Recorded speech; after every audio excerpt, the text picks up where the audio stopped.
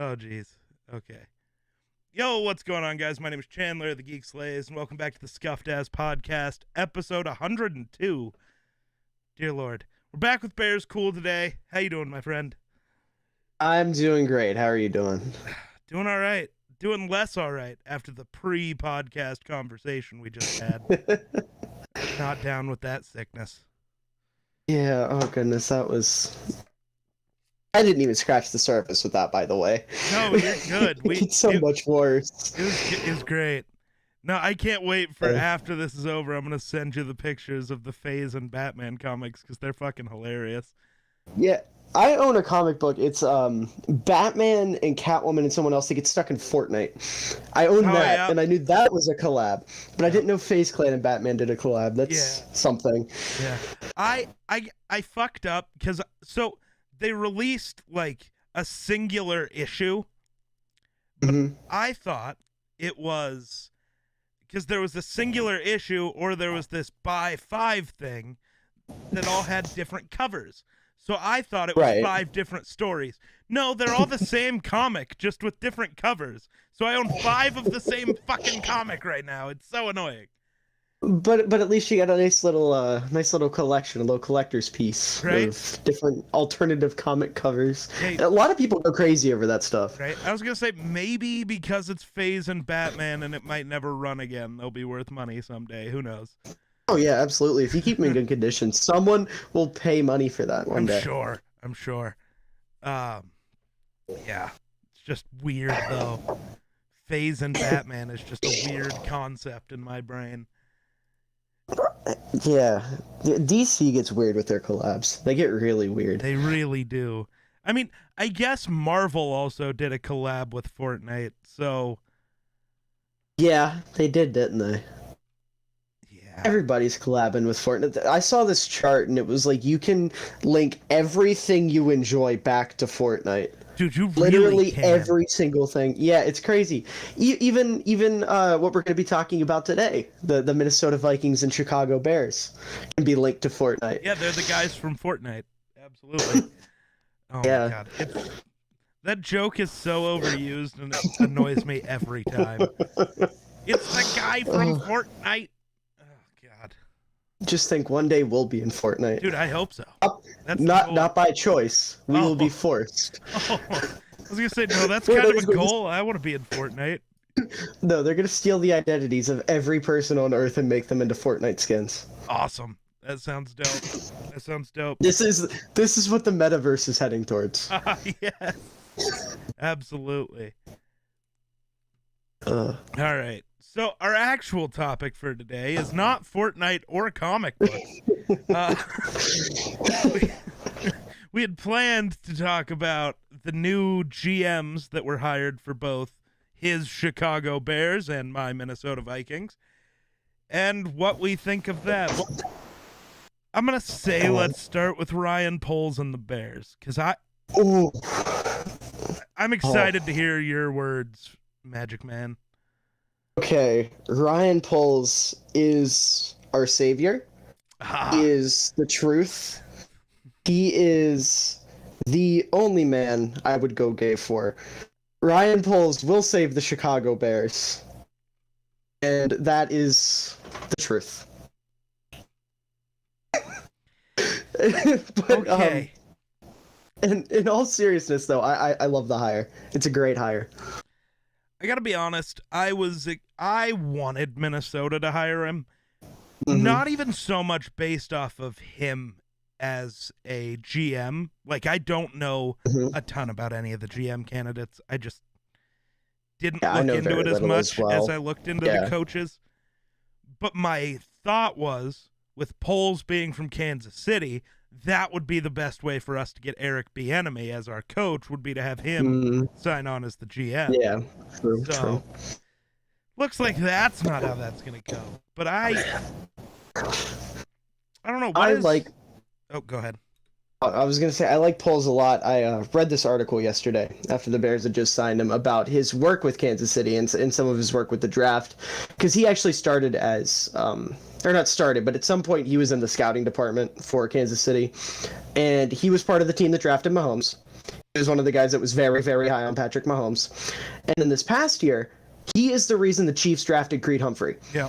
He went to the GM and everyone there, and he was like, "Hey, listen, nobody's going to be looking at interior linemen in the second round. I really like this Creed Humphrey guy. I think he's something special." And now he's already, as a rookie, one of the best centers in the league, and that's huge because Chicago's interior offensive line is so weak.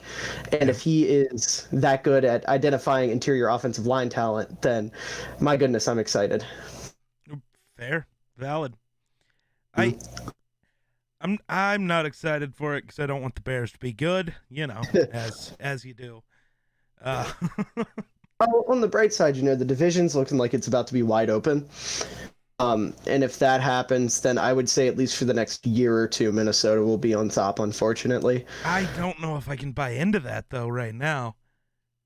I'm really liking these Rodgers rumors. I am buying all into it. Dude, maybe it's blind optimism, but yeah, I think Rodgers is gone. I think we all know that. Howdy hoon. But I think the bigger thing is going to come down to what does the new Vikings GM, we'll talk about him in just a second, what happens with Kirk Cousins? Because if we move on from Kirk and try a rookie or something like that, I don't see Minnesota winning it. Now, if we keep Kirk or get a different veteran guy, then sure, we're probably going to win the division because the Packers roster is going to be absolutely devoid of talent, mostly. Oh my God, everyone's ready to leave. Well, everyone. Well, and they don't have the money. So Rodgers and Adams probably are gone. And then Zadarius Smith, Preston Smith, Devondre Campbell. Adrian Amos. Yep, Adrian Amos. Maybe he'll go back to the Bears. Oh my! I would have to eat my words. I've said so many negative things about Amos since he left Chicago, because he has talked so much shit towards Chicago since leaving. Well, because he became a part owner of the Chicago Bears when he left. Well, Justin Fields will be a part owner of the Packers by the time he retires, so that's all that matters. You hope. The only team in this division who has a claim to owning the Packers is the Vikings right now. I will personally buy stock in the Green Bay Packers in Justin Fields' name, just so we can say that he's an owner of the Bears of the Packers. That Rodgers thing, listen, it's stupid, but it shook me to my core because I fucking hate that dude so much. Dude, I loved that so much. It was so funny. Yeah, I'm sure you did. Yeah, being on it the wasn't outside, against I'm sure me, it was so great. It was great. Yeah. If Rodgers is doing the discount double check belt in Minnesota and saying I own you, then I'm sure you wouldn't like it too much. Well, the issue is he'd actually have to win in Minnesota. So it's funny. I looked this up the other day because Rodgers is known for throwing basically 0 interceptions constantly. Yeah. Do you know who has, I believe it was the most interceptions against Aaron Rodgers ever? It's going to be like Harrison Smith or someone on the Vikings. Yeah. It is, which is just wild because, I don't know, Harrison Smith doesn't get that many interceptions. Like, he gets, 3 or 4, but apparently 2 or 3 out of those 3 or 4 is always against Rodgers. Oh, that's funny. It's interesting. I mean, I think, okay, let's keep talking about the GMs and then we'll go back to Rodgers. I think right. We got off topic. Yeah, we are good at that, absolutely. So you're very excited for Ryan Poles. I honestly, when I first saw his name, couldn't figure out how to say it. I was like, it looks like Poles, but with my luck, it's like Poles or something. And somebody's gonna call me an idiot for saying it wrong. Yeah, I don't know. I'm so excited. Ironically, the way I found out that Ryan Poles was the guy wasn't like an Adam Schefter tweet or anything like that. Some Bears Twitter account I follow, I can't remember who, tweeted a picture and it said Bears new GM Ryan Poles, and it was a picture of Ryan Pace with a mustache. Oh, jeez. And I thought that was the funniest thing in the world because I was like, oh my God, he really did just sign another GM that's Ryan P. Yeah, but, they don't even have to change the name plaque on the door. Yeah. Now all they got to do is bring in Matt Eberflus, and they got Ryan and Matt again. Oh my God, no. No, I don't want Matt Eberflus, I'm though. still rooting for Leslie Frazier. No, it's Just fuck not it going to all be. up. It's down to Eberflus, Caldwell, and Quinn right now. Those are the final three. Well, based off just the TikTok video you made this morning, Poles might still bring in guys he wants. Oh, yeah, right? yeah. He still has that option. Basically, what happened is I thought this was a stupid way to go about it, but the McCaskies and Ted Phillips and everyone up top, they had like a committee of 5 people that also weren't with the team, including former Colts GM Bill Polian. Yep. And they interviewed coaches and GMs at the same time, which I don't really like the idea of doing. I feel like your GM should be there for every single coach interview. Right. But they got it down to like their pool of 3 guys, and basically their plan was whatever GM they brought in, they were going to get to pick from those 3 guys. They would get another interview. And then Ryan Poles was like, no, I'm not doing that. I'll talk to these guys. I like some of them. But if they're not my guy, if they don't impress me, I'm going to interview other people or else I'm not signing with you. And George McCaskey was like, yep, you do whatever you want. You have full reign. And now Poles is interviewing guys by himself without any like superior guys, any guys up top in the room with him, which I love, because that means there's no bias, there's no outside influences. It's just what Poles wants, and that's what we need. Because I do not trust the guys up top in Chicago to do anything of competence after getting Poles. This is like the one good thing they've done in years, and I don't want them to mess it up. So I'm so glad that Poles is doing his thing. However, if Leslie Frazier ends up being our guy, I might eat every single word I just said about Ryan Poles. Hey, Leslie might be a great interview. I mean, who knows? He might be. He can just be that guy, It might be a great interview, but if someone's just like, well, look what he did against the Chiefs, I think that would scare away most people, especially that last play where he just... I've been saying this isn't valid because so I had this discussion with somebody the other day because I made one of those draft hat videos where the challenge that was asked in the comments was to try to build an 0-17 team featuring Tom Brady, which that's the odds of that are very low. Any of the great quarterbacks probably aren't going 0-17, but whatever. Right. The Bills popped up, and I took Devin Singletary because he fucking sucks. Everybody's like, you should have taken their defense. It's the best defense in the NFL this season. It's like, yeah, but the Chiefs scored on them in 13 seconds. It's like, just because the Chiefs did what the Chiefs do doesn't make the Bills' defense bad. I don't care whose defense it was. The Chiefs were going to do the exact same thing. Yeah, I just wasn't a fan of Frazier's play calling that game. That's valid. Like I understand, going up against the Chiefs. I'm not trying to say that. No matter who you are, no matter how good your defense is, you're probably getting torched by the Chiefs. Right. But if your play calling is on point, you're still getting torched by the Chiefs. You literally can't do anything about that. But I really did not like Leslie Frazier's play calling in that game. I think it was either the touchdown. I want to say it was not the touchdown, the pass to Travis Kelce with 13 seconds left, where he just took everyone back and gave Mahomes all day in the pocket. Yeah. Like he didn't bring anyone on a blitz. You cannot do that. I understand you're trying to contain. I understand you're just trying to play deep, but you still got to rush Mahomes. You cannot send like 3 at Mahomes because that's giving him way too much time. See, that's where it gets tough though, because if you then switch over to the Rams-Buccaneers game, what do the Bucs do? They send pressure at Stafford and let Cooper Kupp get wide open. Cooper Kupp also just made the dumbest cut on that route I've ever seen. He made a guy fall. Well, but it's still just it's one of those things where it's like it's a lose-lose probably either way. Yeah. I don't know. Outside of that, though, I still wasn't impressed with his play calling that game. But that's just like the one thing that stands out because that's what everyone's talking about. But you do have a point. It's a lose-lose. Yeah. Because at the end of the day, Mahomes is going to be Mahomes. Yeah. So. That's been my argument this whole time. It's like, you can't blame the Bills' defense for Mahomes doing what Mahomes do. That's just no, absolutely not. Now, not to mention they also didn't have Trey White in that game, so right. And then in overtime, because we're not going to get into the overtime rules. We've had this discussion once, but No, we My will be here biggest thing for with hours. overtime is they got screwed over in overtime, not by anything on the field except Micah Hyde got hurt on the last play of regulation. They didn't have Micah Hyde in overtime. So your best safety's not on the field. That's not great. Right.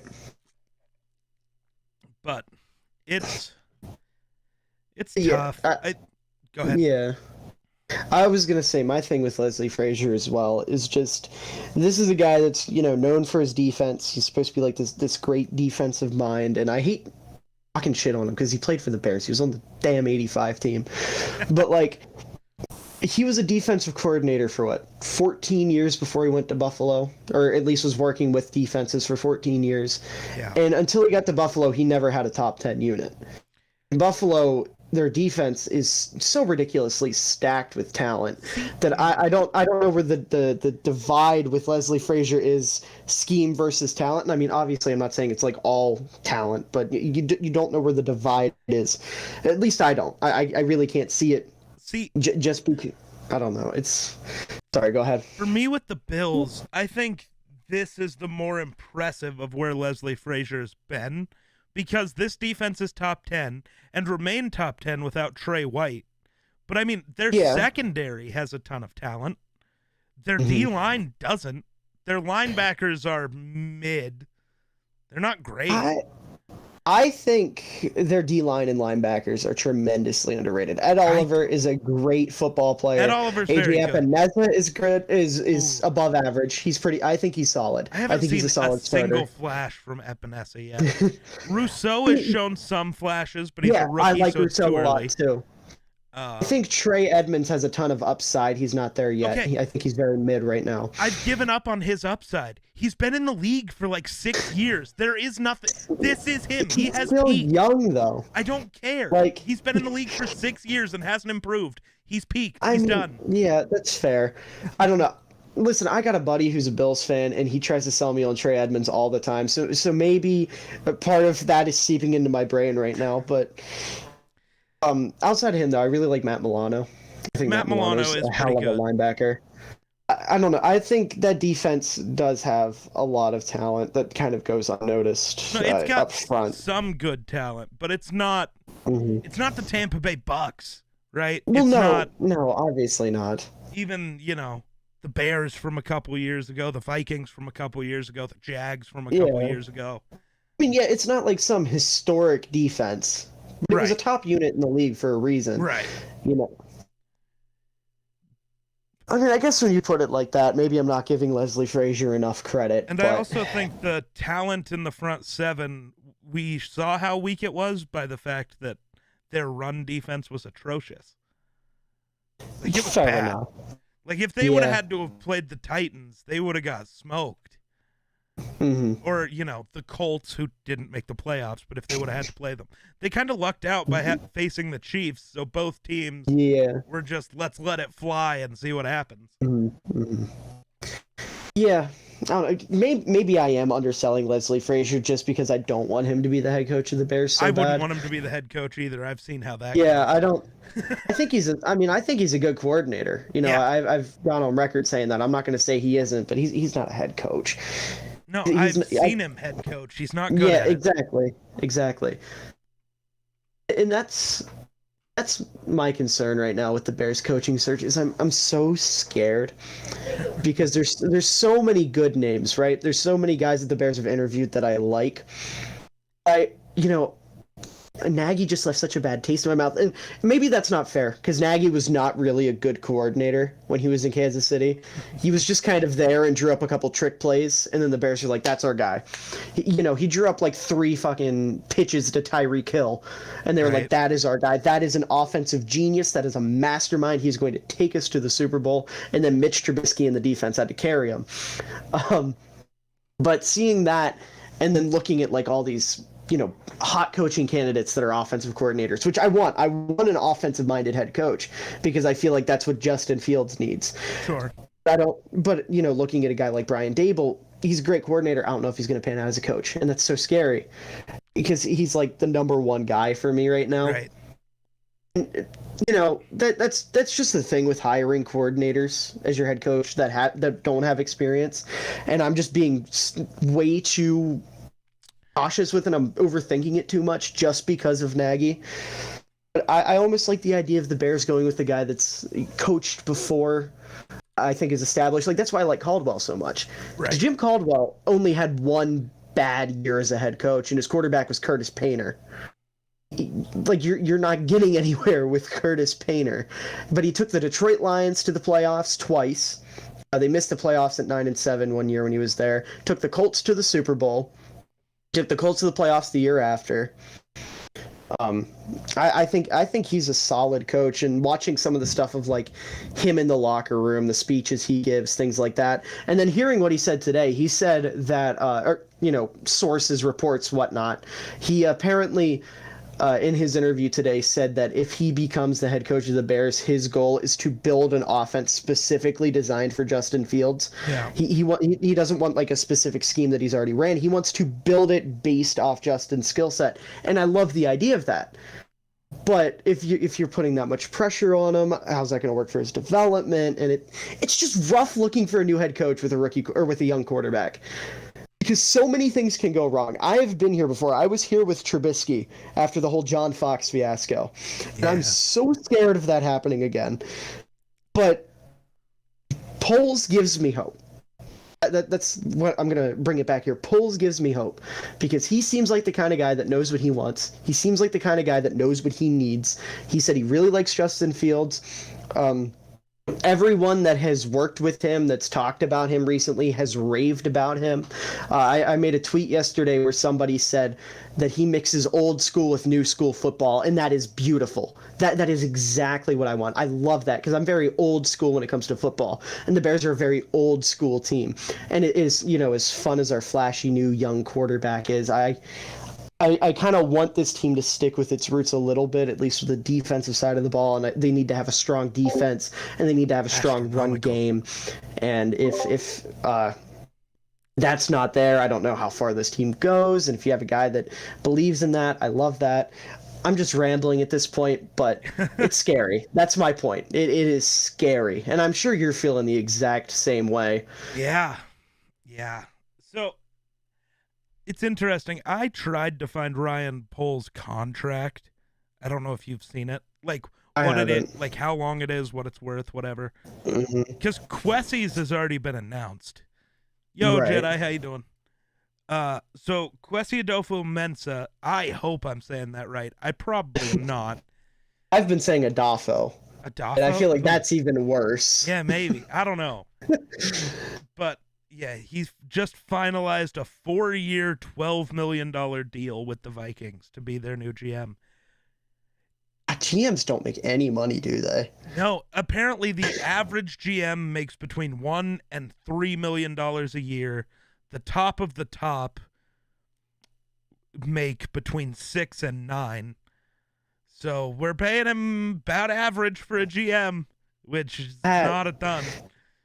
That is stupid. That's probably why we lost out on fucking Poles, dude. We probably offered him $3 million a year, and he was like, "No, I'm better than that." And if I'm not, I still need more money. I wouldn't be surprised if Chicago offered Poles like 30 a year, just to make sure. Just to make sure.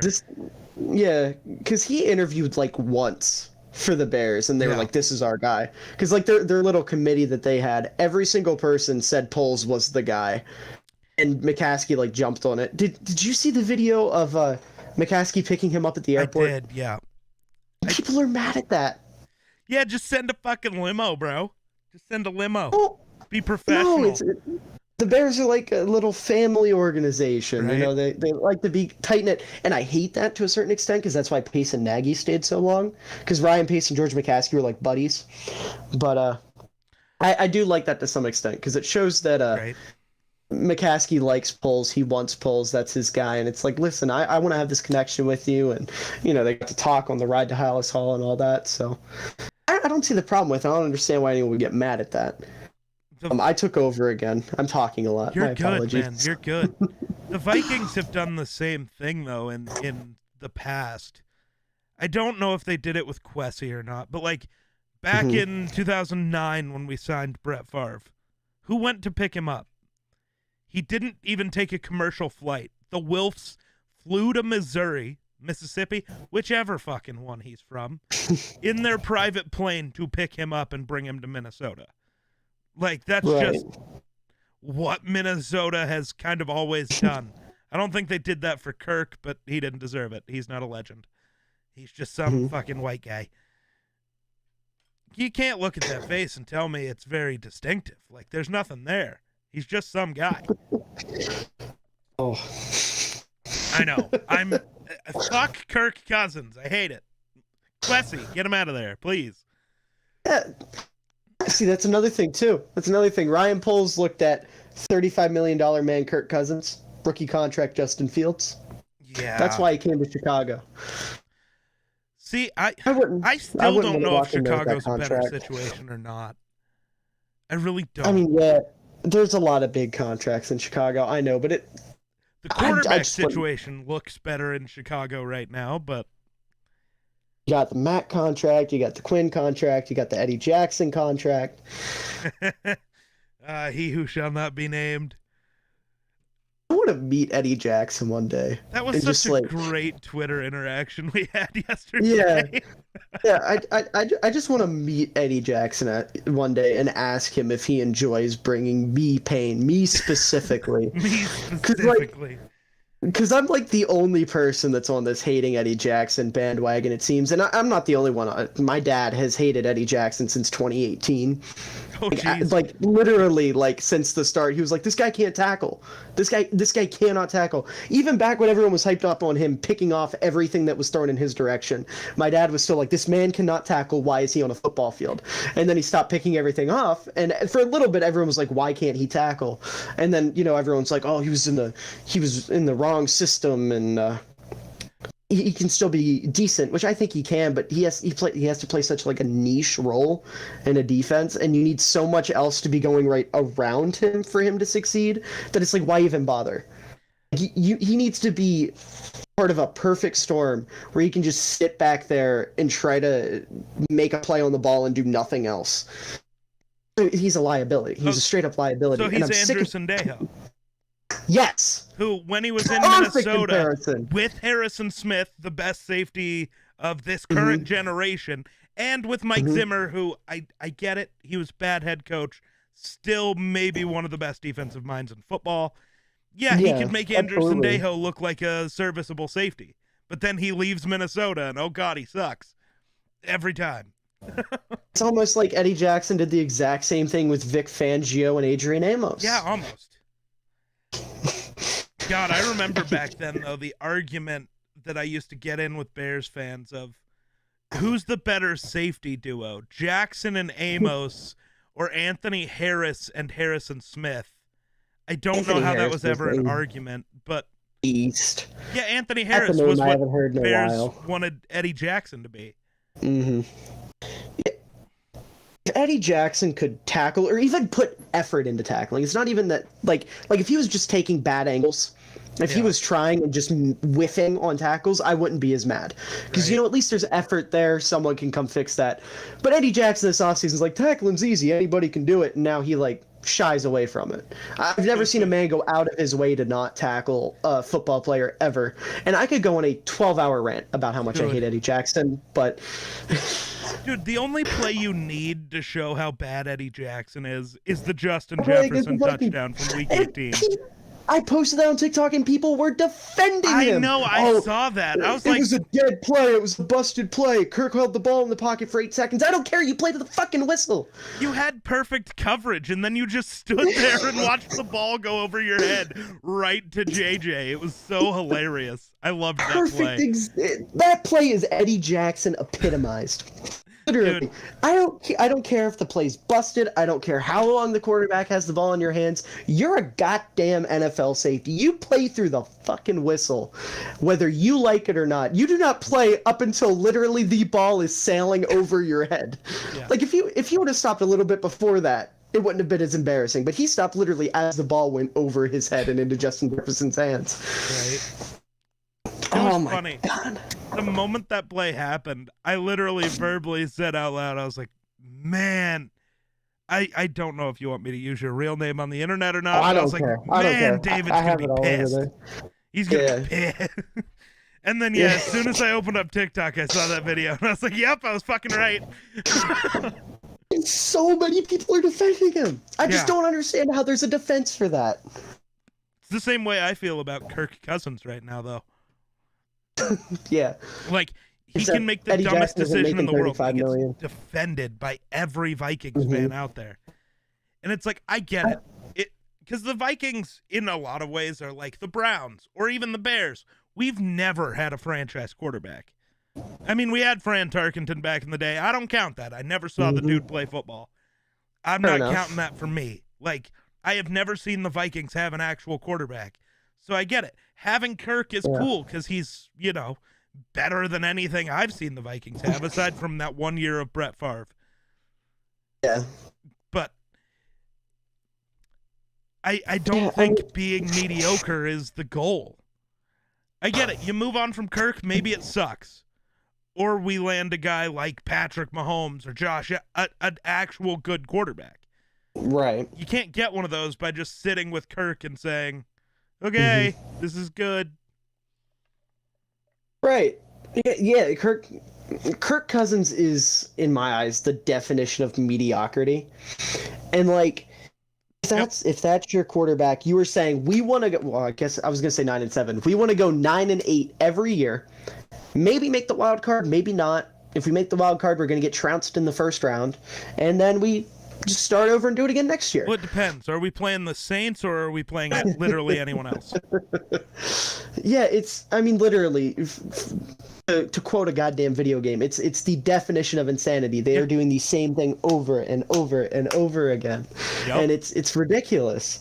You can't get away with that. I feel bad for the Vikings, genuinely. Because you just can't get away with it, especially when you're in a division. I guess Aaron Rodgers isn't really going to be a problem anymore, but if Justin Fields is that guy, you got to deal with him every year. If the Lions can find a guy, you got to deal with him every year. If Jordan Love maybe pans out, you got to deal with him every year. You can't get away with having a really talented roster around a mediocre quarterback anymore. That's not today's NFL. Maybe in like the 1980s, sure, the Bears won a Super Bowl doing that. Right. But you can't do that today. That's just not the NFL today. The quarterback is too important. That needs to be the guy on your team, unless you're the 49ers, of course. No, actually it would be unless you're who was the last team to do it? The Broncos. It was still Peyton Manning, but he was not Peyton Manning. The husk of Peyton Manning, right. Right. Yeah, it just can't work. And I don't know what the best move is because I don't love any of the rookies coming out. Yeah, this is a weak class for quarterbacks. Like, maybe it would be cool to get Matt Corral in the third round, but isn't that just the same as we already have Kellen Mond? We might as well try to develop him. Does Matt Corral fall to the third round? I don't know. With the knee injury, maybe. Oh, yeah, I forgot he got hurt. You're right. Yeah. Okay, that's fair. But I don't see the harm in just rolling with Kellen Mond for a year. Right? Worst case, you get a high pick, get a good draft pick, get a quarterback. Like, move on from Kirk to wherever you can, because you know the Broncos are looking for a quarterback. You know the Steelers are looking for a quarterback. Oh, I would love Kirk to go to Pittsburgh. Oh, dude, that would be so great. Because Pittsburgh would be so fucked. Although I almost like the idea of them starting Josh Dobbs next year, which is what they're on pace to do right now. Oh, it's going to be Dwayne Haskins and Mason Rudolph vying for that spot.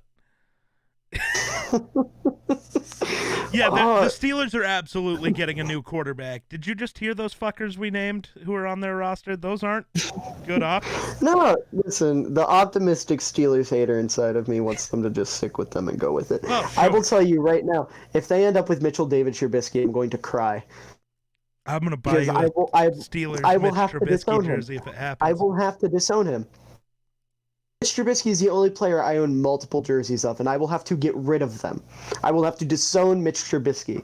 I will have to change my name because we have the same. His middle name is my first name. I will have to change everything if he becomes a Pittsburgh Steeler because I refuse to support a Pittsburgh Steeler unless they're Alejandro Villanueva. He's the only valid one. Oh, gee. What? No, there's more valid Steelers. Come on. Maybe like Palomalu.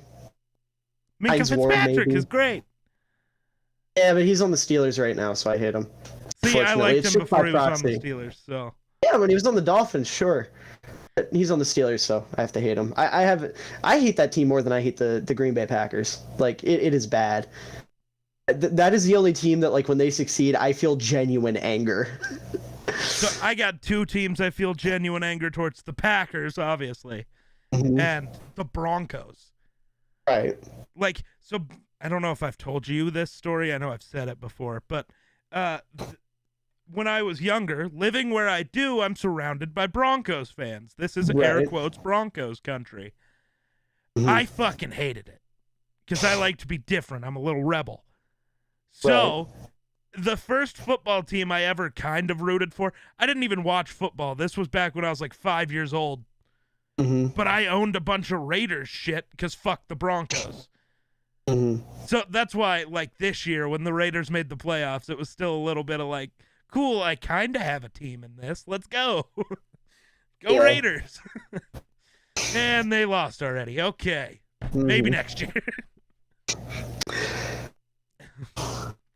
Yeah, I just hate Pittsburgh. I That's just a hate new it so question much. for you. Do you have a second team that you enjoy? Well, I wouldn't say like a second team, just because I don't want to root for or like call a team my favorite or my second favorite, just because I'm so loyal to the Bears. But I when the Bears wouldn't make the playoffs, I would find myself cheering for the Patriots quite often. I love Belichick and Brady. I love them. I'm in the very small minority of people who have no connection to the Patriots or the Bucks that love the two of them, just because me and my dad would watch them all the time, and my dad would rave about Brady and Belichick, and that was kind of how I started to understand football and like greatness, and how I was able to kind of understand like what makes a good coach and what doesn't. I also have, at least this year, I have a connection to the Chiefs because Kyle Long's on the Chiefs. It was the same way with the Bills because Mitch Trubisky on the Bills. That's kind of what it is. Like, if there's a guy that I really liked on the Bears that goes to another team, as long as it's not like the Packers or the Steelers, then I'll have a little connection to that team. Oh, of course. For sure. Like you with Bridgewater. Well, I guess he was already there on the Broncos. That one was tough. Kind of different. That one was tough. It's really tough. How do you root for a guy to do good but a team to do bad? Right, that's how I would be with Trubisky on the Steelers. Right, it's like I want Teddy to light it up but still lose. And the scary thing is too, I can't think of a lot of other places that Mitch fits other than Pittsburgh. Houston, maybe. No, I think they're gonna stick it out with Davis Mills. That's possible. I mean, Mitch could end up in Minnesota. Washington comes back. That would be preferable. Mitch Trubisky to the Lions. Mitch Trubisky and Dan Campbell. That actually might be kind of dope. Dream duo.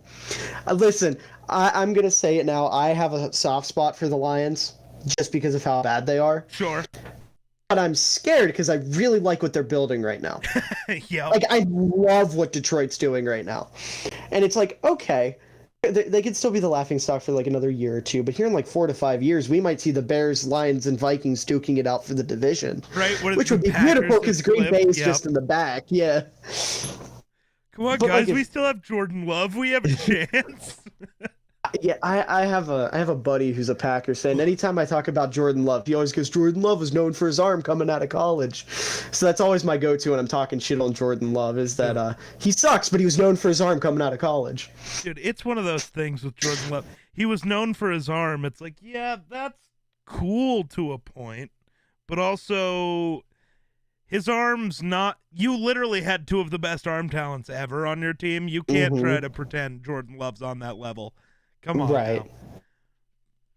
And that's the beautiful thing about Packers right now, is that their fans are... I feel like their fans are entitled. Like, Packers fans are some of the most entitled fans in the world because they had 30 years of uninterrupted Hall of Fame quarterback play. Yep. And now if Rodgers leaves, it's like, oh, we got this unproven guy out of what, like Utah State? Yeah.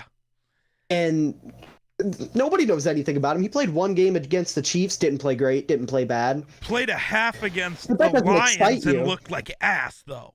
Yeah. Like, I Yeah. think I could have been better. Yeah. Like, that was bad. Like they are literally about to go from the greatest quarterback run in NFL history to Jordan Love. Or I saw a report today from Benjamin Albright that said he wouldn't be surprised if the Packers pursue Marcus Mariota if Rodgers leaves. Yes. Do that, So please. you're either going from that to Love or that to Mariota, or maybe if they want to get freaky, that to Kurt Benkert. I'd be down. Kurt Benkert's dope. I think Kurt Benkert's dope as well, but regardless, they're going to. If Rodgers leaves, they are fucked. Yeah, There is pretty no much. way around it. There is no two ways about it. People, even if they find a way to finagle the cap, because I know like the NFL cap's supposed to increase Yeah. by like 30 million, and then getting rid of Rodgers frees up another 30 million, but that puts you 20 million over the cap. And you have Zadarius Smith, Adrian, we already went over the guys that they got to bring back, and you just don't have the money to do that. And even if you do have the money, the interest probably isn't there. Those guys are good. They still have their primes ahead of them. They're in their primes either way. They can go sign with a contender. Like, imagine if Zadarius Smith gets a call from the Buffalo Bills. Do you really think he's going to stay with a rebuilding Packers team over that? Buffalo Bills, the Bucks, the Chiefs. Yeah. Bills were just the first one that came to mind because we were talking about them earlier, but there's a myriad of teams the Bengals that would go are to like, any of those guys. Yeah. They have like the fourth most cap room next year. Mm-hmm. Like, they can go make some splashes. Yeah. Which would be like scary. you said. Yeah, and like you said, there's even a world where Adrian Amos could potentially come back to the Bears. The Bears are, I think, right outside the top 10 in terms of cap room, and they desperately need safety help. Yeah. There's even a world where if they let Devontae Adams walk, Devontae Adams could be a Bear next year. Dude, he's gotta walk. The report I saw yesterday was that Adams and Rodgers are interested in teaming up with the Broncos. I made a TikTok about that. Oh, did I would you? love that. Okay. Yeah, I would love that. Just because of the concept of Rodgers versus Herbert, Rodgers versus I'd Mahomes, be so and pissed. potentially Rodgers versus Carr. Oh, I know you would. You can't do this to me. I started this company. But the team would be so fun. But the team would be so fun. It would be. It would be so fun. I don't want to see it. I don't. You know, 2 to 3 AFC shootouts or AFC West shootouts a year. Even if you hate the Broncos, you gotta admit that would be fun. Yeah, but I don't want to live in a time where I have to see Broncos fans win another Super Bowl before the Vikings get one. I can't do it. Rodgers is straight up going the Peyton Manning route. I will go full on absolute serial killer mode. I don't care. Like, just end. No Broncos fans left. None. We're done. No more. All of them are gone. Everyone attached to the Broncos, everything. It's all gone. That will be my villain origin story. Any kid that has ever owned a Tim Tebow jersey will be slaughtered. Yeah. God, imagine. The most innocent people in the world, Tim Tebow fans. You're gonna go slaughter them. No. They're not innocent. Trust me, they're not innocent. Oh, goodness. No, oh, that's funny. But no, so back to the Vikings. We were talking about them. Yeah, we had barely started talking about Kwesi, and then we both derailed that shit. Yeah. I'm a little. So, I think the smartest move for the Vikings at this point. God, what was his name? George Patton. He's the current GM for the Broncos. Mm-hmm. He had been with the Vikings for like 12 years before he left and went to the Broncos. He was probably in line to get this job. It sucks that we decided to hold on to Spielman for 1 year too long in that sense, because I think Patton's great, and I just don't know enough about Kwesi. But I think the most exciting part about this is the connections Kwesi has when it comes to head coaching candidates. Yeah. I think, oh God, the two coordinators for the 49ers now, DeMeco Ryans and Mike McDaniel. Yeah, that's who I had going to the Vikings when I did my little I early hope Twitter it's not predictions. DeMeco. I really hope it's not. Like, Mike Well, McDaniel would be dope. I'm down with that. Not yeah. DeMeco. It just, no. Mhm. Give me, but the biggest name he's tied to that nobody's talking about is Harbaugh. He has ties to Harbaugh. He does. When did they work together? With the 49ers, Harbaugh's second to last and last year in San Fran. Yeah, I saw that yesterday and I was like, ooh, that's interesting. Mm-hmm. Harbaugh would be dope. Especially if we give him the enough room to actually pick who he wants at quarterback. Right. Because whatever. If the coach decides they want to give Kirk a shot, that's different than the ownership or the GM just saying, no, you have to. If the coach wants to give it a try, then why not? It's their system. Maybe they see something with Kirk that we don't, but right. No. What? Why? What? I keep seeing Josh McDaniels' name pop up, and no, don't. He was a bad head coach. I don't want it. Who have the Vikings said anything about guys that are like I said, the Bears have 3 finalists. Have they said anything about having finalists or brought any guys in for like second interviews yet?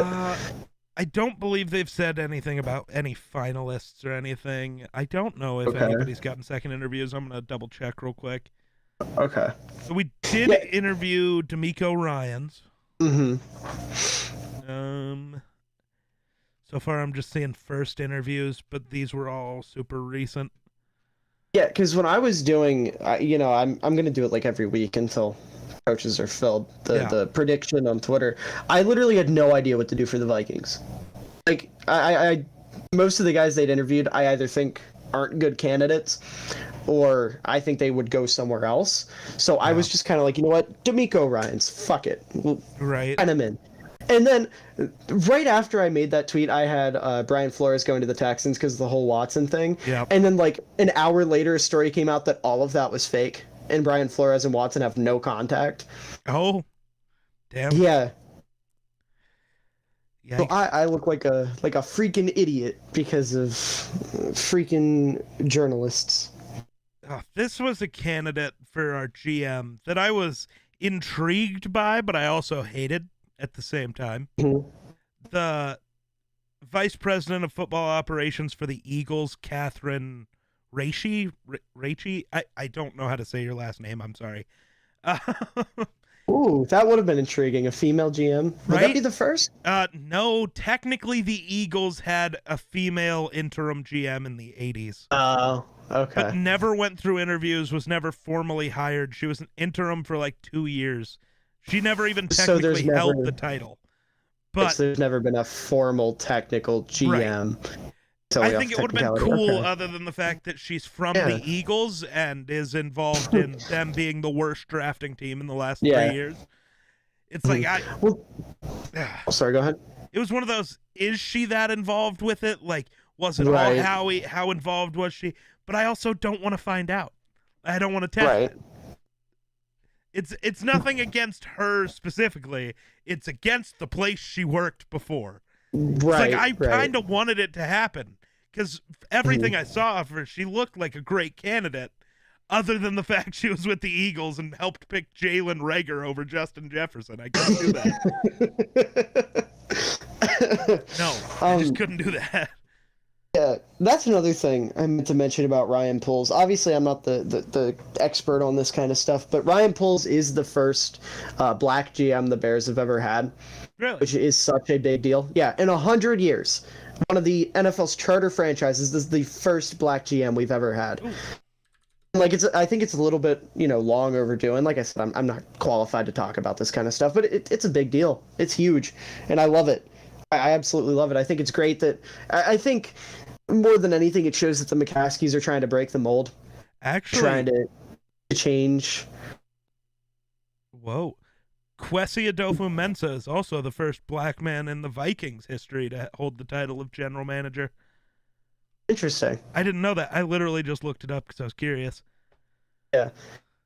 But the other thing with polls too is the Bears had a lot of allegations in the last 5 years of being a racist organization, and a lot of that was, or I guess not necessarily a racist organization, but allowing racist behavior, because a lot of people were convinced Ryan Pace was racist for the longest time because of the whole Deshaun Watson thing, and fortunately, that's not the case. He's just an idiot. Ah, yes. And took Trubisky over Watson, but people thought the same thing about Nagy due to the same thing. Yeah. Yeah. He had a dinner with Trubisky, but didn't do that with any of the other candidates, or not candidates, but options at quarterback in that draft. No, they just really liked Trubisky. Right? That's all it was. They were just obsessed with the wrong prospect. That's how teams do it. That's what the Vikings did with Teddy. They didn't call... Who else came out in that draft? Derek Carr. Was that the Manziel draft? That was the Manziel draft. They didn't even go to the other two pro days. It was Teddy the entire time. That's just how this works. You find your guy, and then you make sure you get your guy. Yeah. Yeah. It's the same thing with McCaskey going to get polls from the airport. They knew that was their guy. Yeah. And people are getting upset about that. You butter your guy up so that you make them like you. You make them want to come to your organization, especially if you're a shitty organization that has nothing else going for it. Because at very least they can be like, oh, well, they're nice people and they're going to treat me nicely, you know? Right. But yeah, it's such a big deal that Poles got hired being a black man. I'm going to say the same thing about Kwesi now. I find that super interesting, though, just with the knowledge I have of, the Vikings have had the most black quarterbacks of any franchise in NFL history. Yeah. So, I wouldn't have expected this to be the first black man hired as a GM. That just sounds weird for this team. Now, I don't think the Patriots have ever had... Technically, I don't think the Patriots have ever had a starting quarterback but Cam last year. Pre-Cam, they didn't. Yeah. Yikes. Yeah. I forget Cam spent time with the Patriots. I forget Cam sometimes, I'm not going to lie. That's valid. I was having a not even an argument, but I was talking with one of my buddies about Cam Newton. He was like, yeah, remember when he was the best quarterback in the league for a couple years, or played one of the best quarterbacks in the league? Completely went over my head. The Cam era for some reason does not resonate with me, and I don't know why. Yeah, it resonates with me. I loved Cam. Cam was great. It's funny, people are so pissed off at me right now because I keep saying Josh Allen's career is going to finish the exact same way Cam's did. Because it started the exact same way. How dare you? I know, right? Josh Allen is the next Peyton Manning. No, Josh Allen's the next Cam Newton. He's going to be great for the next 7 years, and then his body won't work anymore. Because he won't slide, he won't get out of bounds. He searches for hits, and that's going to end his career. Speaking of that, that just reminded me of something. Do you watch... This is such an obscure thing. I don't know how many people actually watch this. Do you know what Gridiron Heights is? Have you seen that? Yes, I've seen it. I don't follow it religiously or anything. I think it's hilarious. I absolutely love it. It's so cheesy, but I love it. And they did their divisional round playoffs episode today, and it was supposed to be a Survivor thing or something like that, where they crash a plane. And as the plane's crashing, you have Josh Allen pop up from the back. He's like, "Remember to lead with your head while we crash." And I thought that was really funny. That adds up. Yeah, I mean, Josh Allen is, speaking of that, he's the epitome of the Buffalo Bills, and I think he's such a perfect quarterback for them. You already know, if that team ever wins the Super Bowl, he's going to go out in the parking lot and start jumping through tables afterwards. Oh, absolutely. That is going to be his immediate action. He's going to go head first through some tables if they win a bowl. Well, win, because that team, I think, definitely will win a ring at some point soon. Yeah. I think the AFC quarterbacks are interesting. Did you see before we get into that, and then the other thing I was going to say, did you see the Bills fans showing up to the team plane after the Chiefs game to welcome the Bills home? I did see that. That was dope. I love that fan base. W fan base. Yeah. I'm glad Mitch Trubisky went to a fan base that appreciates their players. Right? The Bills are dope. Yeah. I love them. Mm-hmm. I've had my squabbles with Josh Allen, and a lot of it is to do with the fact that I'm from Wyoming, and everybody here is obsessed with him because, well, there's an NFL quarterback from Wyoming. Everybody here hates California, and I like to rub it in that Josh Allen's actually from California. He just went to college here. He's not a Wyoming kid. He doesn't care about you and your existence. Stop riding his dick so hard. Why does everyone there hate California? This is a very red state. Oh, California is very blue. It's a political thing. And then there's me where it's like, if California's taxes weren't so fucking high, I'd be living there already. So yeah, I can't afford to live in California. Are stupid. Yeah. Politics are stupid. I don't like California because I think it's a scary place, but I hate politics, so. No, I think it's I don't dope. give a shit about that aspect. Mostly because I like the luxuries of living in a city, right? Like, Fair enough. Especially since currently I live 20 miles away from the nearest gas station. Like, dear God. So I want to live in a city where if I want food, I can just have DoorDash deliver it and that shit. But then hey, you don't get DoorDash, do you? No. It's a sad existence. Then, I'm so sorry.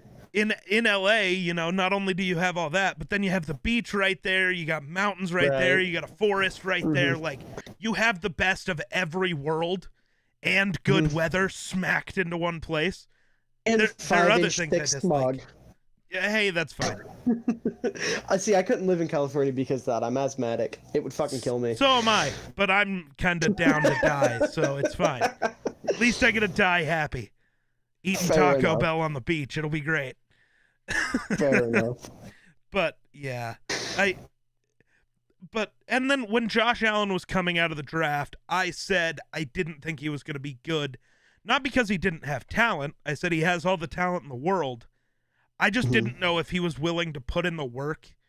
Because, like, he had a ton of issues. His footwork sucked. His accuracy was bad.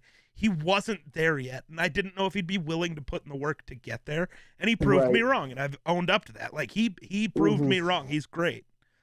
Now I'm just worried he's the second coming of Cam, which will be sick for 8 years. Yeah. But after that, it's like, damn, we missed out on something legendary here.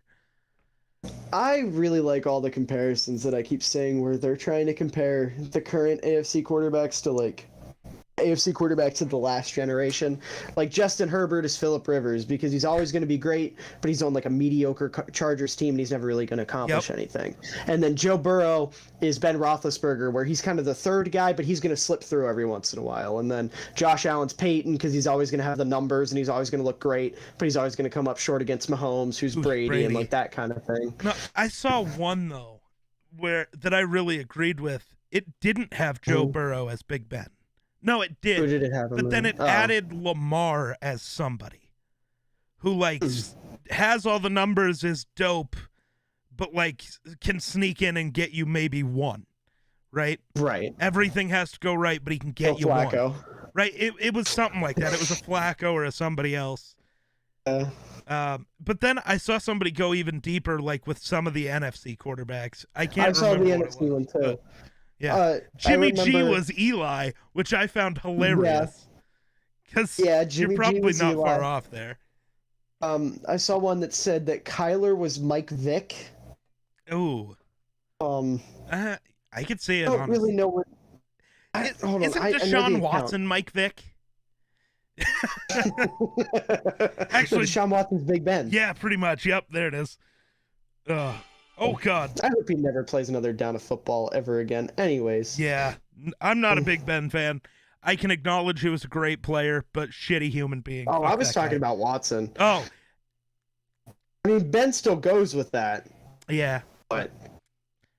Okay, I don't know. I've seen trade rumors that the Vikings are going to land him, and it's like, I don't want us to, but I do because he's, like, really good at football, but he's a terrible person, so I don't know what the best choice is here.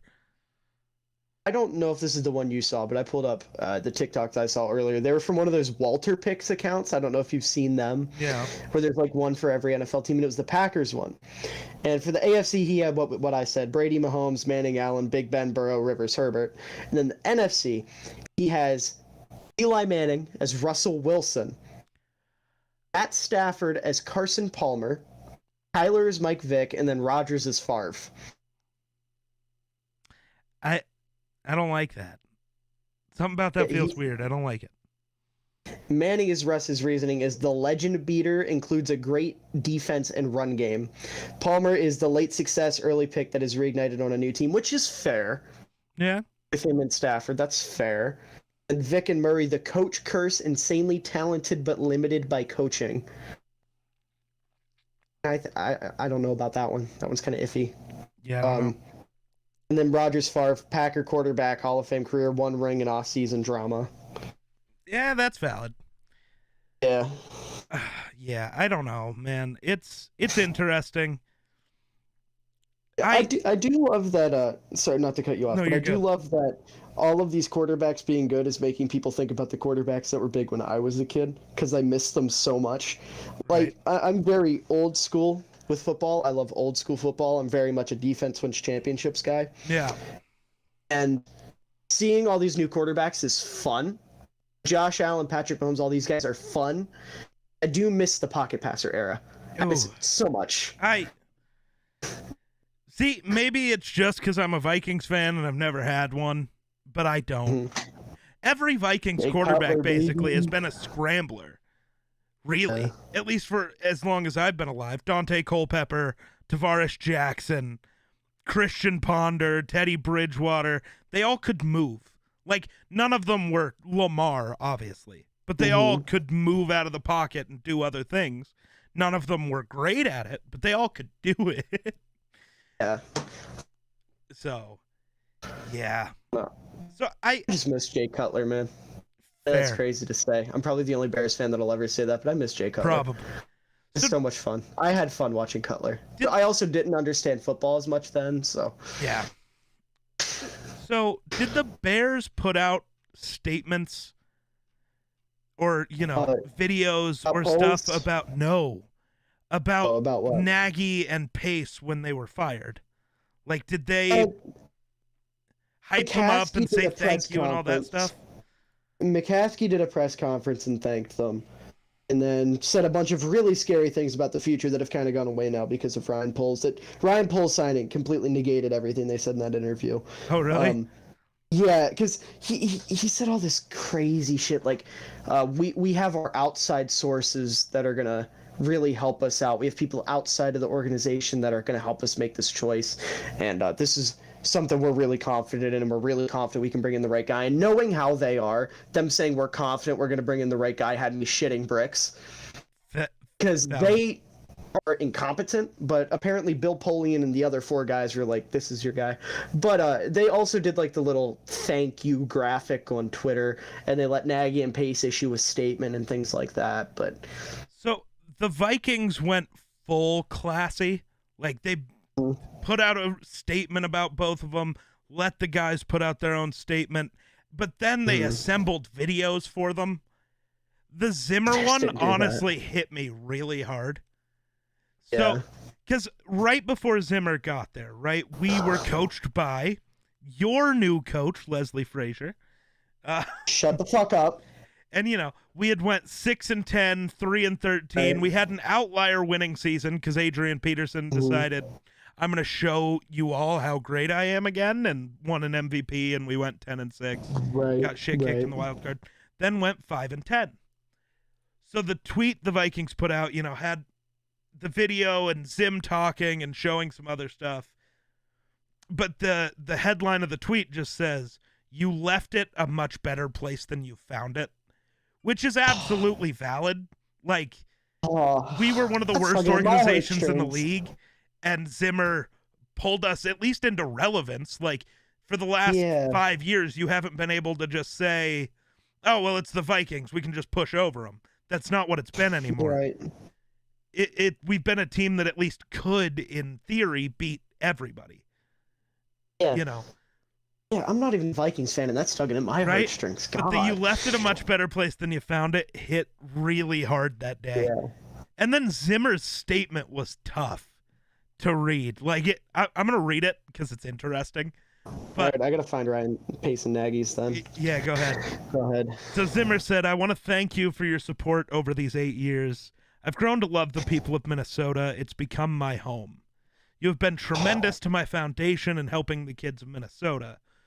We've had great sponsors and met so many great people, including my relationship with Bud Grant and all the people in the offices. I've given my heart and soul to this organization and to the players. I have had outstanding assistant coaches who have worked tirelessly. I'm sorry we couldn't get it done. The fans make this place truly special. Sundays at US Bank Stadium, it's an unbelievable atmosphere. I'll miss coaching the players, some who've been with me for all 8 years. I want to thank the players and coaches who welcomed me in 2014 and believed in me that I could lead them to be great." It's that fucks me up every time I read it. I'm sorry we couldn't get it done. Just ouch. It just gets me every time. I found Pace and Nagy's, but they're fucking bare bones. There's nothing wholesome in this. It's just like, yeah, our jobs are over. Thanks, bye. Like that's literally what it is. Ryan Pace, at least at the end, was like, "I'm a Bears fan for life, and I'm excited for this team." Nagy's just like, "Yeah, we tried. Oh, I'm out." Even Spielman went he went deep too. He was tugging at all the strings. It's awful. He literally talks about he doesn't mention the players or any of that first. Like he talks about how he's honored to have been a part of the organization and the people of this state welcomed me. But then he goes, Vikings fans. He acknowledges the fans before the owners, before the players, before the coaches. That's weird to me. That's normally not how that goes. Right. But yeah, Vikings fans, you are some of the most passionate in all of sports. The tremendous game day atmosphere and home field advantage at US Bank Stadium is because of each of you. There is nothing like the emotions we shared together at kickoff each Sunday. And then, then he goes to the players and then to the Wilf family. And, yeah. But his doesn't hit me as hard. Zimmer's kills me every time I see it. Yeah. The video's dope, too. I'm going to tag you in it so you can see what the hell I was talking about. If I can find it, because I just lost it again. Because I'm dumb. Now that I think about it, it kind of makes sense that Nagy didn't really say much, considering people were throwing at him at his kid's football game. Yeah. I wouldn't say anything nice after that either. I kind of forgot for a minute. This fan base treated Matt Nagy like he wasn't a person for a couple months. Yeah, Bears fans went full shitty. Like, the worst thing Vikings fans did was get it trending on Twitter, fire Zimmer. Which sucks, but it's also like, nobody was personally attacking you. Nobody threw shit at you. It was just us as fans posting on Twitter, okay, it's time to move on, #fire Zimmer. It's like, that's just what you're going to get if you're underperforming. Like, that's not shitty people. Attacking you while you're at your kid's football game or whatever it was. That's not great. A football game, yeah. Yeah, and not only his kid's football game, but Bulls games, Blackhawks games. It's pretty much any public gathering in Chicago is just fire Nagy. Ryan Pace got off easy with that. Yeah, somehow he lucked I don't know out. how Ryan Pace didn't get roped into that. Maybe that's why he was a little bit nicer in his thing. But Ryan Pace was just as much of the problem as Nagy. I'm so glad those two are gone.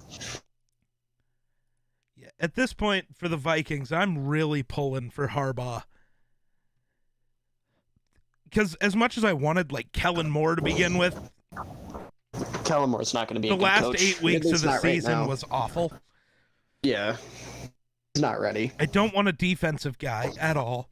I don't either. I feel that. Going back to looking at the Viking stuff, though, I was going to get into we haven't done second interviews, but the interviews we had done pre us signing Kwesi were Nathaniel Hackett, those are general manager interviews. We did Dan Quinn, Kellen Moore. I don't want any of those guys. I actually kind of like Dan Quinn. Jonathan Gannon, the defensive coordinator for the Eagles. I don't want him. Todd Bowles, no. Raheem Morris, no. Kevin O'Connell, sure. Which one's O'Connell again? The Rams OC. Oh, yeah. Okay, I like him. But, like, that's it. That's the only guy we've interviewed so far, at least from these posts, that I enjoy. Right. We did reach out to the Chiefs about Eric Bieniemy and just haven't been able to yet, I believe. Like, we haven't actually been able to meet him yet, but... But now that we have a GM, that could all change anyways. Who knows who we're going to interview now? We're going to bring in Doug Peterson, God, Bill O'Brien. If we sign Bill O'Brien, I'm going to Minnesota and killing every part of the organization. I'm over it. No more Vikings. It's over. We're blowing up US Bank Stadium. you could interview the guy who just got fired by the Tech, David Culley. He has a nice little story. No thanks. I right now I'm sitting Bieniemy, Harbaugh, Flores, and the Flores one's interesting because actually after seeing some of the reports out of Miami, maybe not. Dude, he abused the shit out of Tua. That's what they're so not okay what he did. It's one of those things though that like. Okay, has Tua come out and said anything actually? I don't think so. Or is it all just reports? Though, that's my biggest thing is it reports or is it... If it's true, Brian Flores is a locker room cancer. Yeah. Because he told that man to his face in front of his team, I wish we drafted Mac Jones over you. Or I wish we drafted Mac Jones. That's tough. Also, why would you wish you drafted Mac Jones? I don't know. He had a good season, but Not that's really. all Belichick. He had an all right season. Belichick made him look pretty. But yeah, if that was the case, if that's real, like listen, I'm all for being hard on your players if they need it, right? Sure. But there's a difference between being hard on your players and abusing your players, and I witnessed that with Mitch Trubisky and Matt Nagy. Did you hear the stories that came out about that after Nagy got fired? Like I heard them, but I didn't. Like, I don't know them. Oh, my goodness. So, the big one that stands out to me, after the 2019 season, where, you're fresh off of double doink, and the year after, it was kind of a mid-year, right? Yeah. Trubisky goes up to Nagy, and he's like, hey, coach, I want to sit down and talk to you. I have some ideas for the offense. I have some things that I want to work on. So Nagy's like, sure, bud. Go ahead. So they scheduled this interview. Mitch Trubisky, they said, brought a thick-ass binder full of, analytics and points he wanted to touch on and ideas he had. Nagy never shows up. Scheduled an interview, And then, don't know what season it was, and they didn't say what player. They said it was an anonymous player stepped forward and said that during the preseason, they would be running plays and running drills and stuff, and Trubisky would be like, hey, coach, I have an issue with this play. I'd like to fix it. If not, I think this, and this will happen. And Nagy was like, no, you got to, words he said, trust the process. It's all part of a process. You got to trust it. And that player said, he shit you not. Later that season, they ran those plays and the exact things that Trubisky predicted would happen happened. So I am fully convinced that Mitch Trubisky, after hearing that, I'm fully convinced that there is something there. Like, before it was like blind optimism, but the fact that Nagy was to the point where he would ignore, like literally on the bench, he would ignore Trubisky. Yeah. If Trubisky did something bad, if you're a coach, you walk over there like, listen, bud, we got to fix it. This is what we need to do. Nagy would let him sit. And you can't do that because then your quarterback gets in his head. And, you got to have a short-term memory when you make mistakes like that. And if your coach isn't there helping you, you can't do that. Hell, Nick Foles was a better mentor to Trubisky than Matt Nagy was. That's just not acceptable. That is not something an NFL head coach can do. So I'm fully convinced that I really think if someone other than Nagy would have taken over Mitch Trubisky, he could have been a good quarterback. And, he has other issues, but it's stuff that I feel like a good coach could have fixed. And I think it's too late, unfortunately. I think Trubisky's career might be over unless Dable was working miracles with him behind the scenes, but I don't think that's the case. A coach like that cannot be allowed in the NFL. Because you can criticize your quarterback, you can be hard on him, but you cannot treat your quarterback like he isn't human. You cannot treat your quarterback like he does not matter. Because that, at the end of the day, is the most important guy on your field at any given time. And if he's not confident, if you're not treating him right, then nobody's going to be confident and nothing's going to happen. You're not going to win. Yeah. Fuck, my day just got ruined. Yeah, I know, it's sad. Not even about that, actually. Oh, what happened? So I was scrolling through Twitter and I forgot 2 years ago today is when we lost Kobe and Gianna. Mm-hmm. Now my day is over. Like, that just fucked me up. I saw the most ignorant tweet about that today. Do you want me to tell you? Or do you want me to go ahead.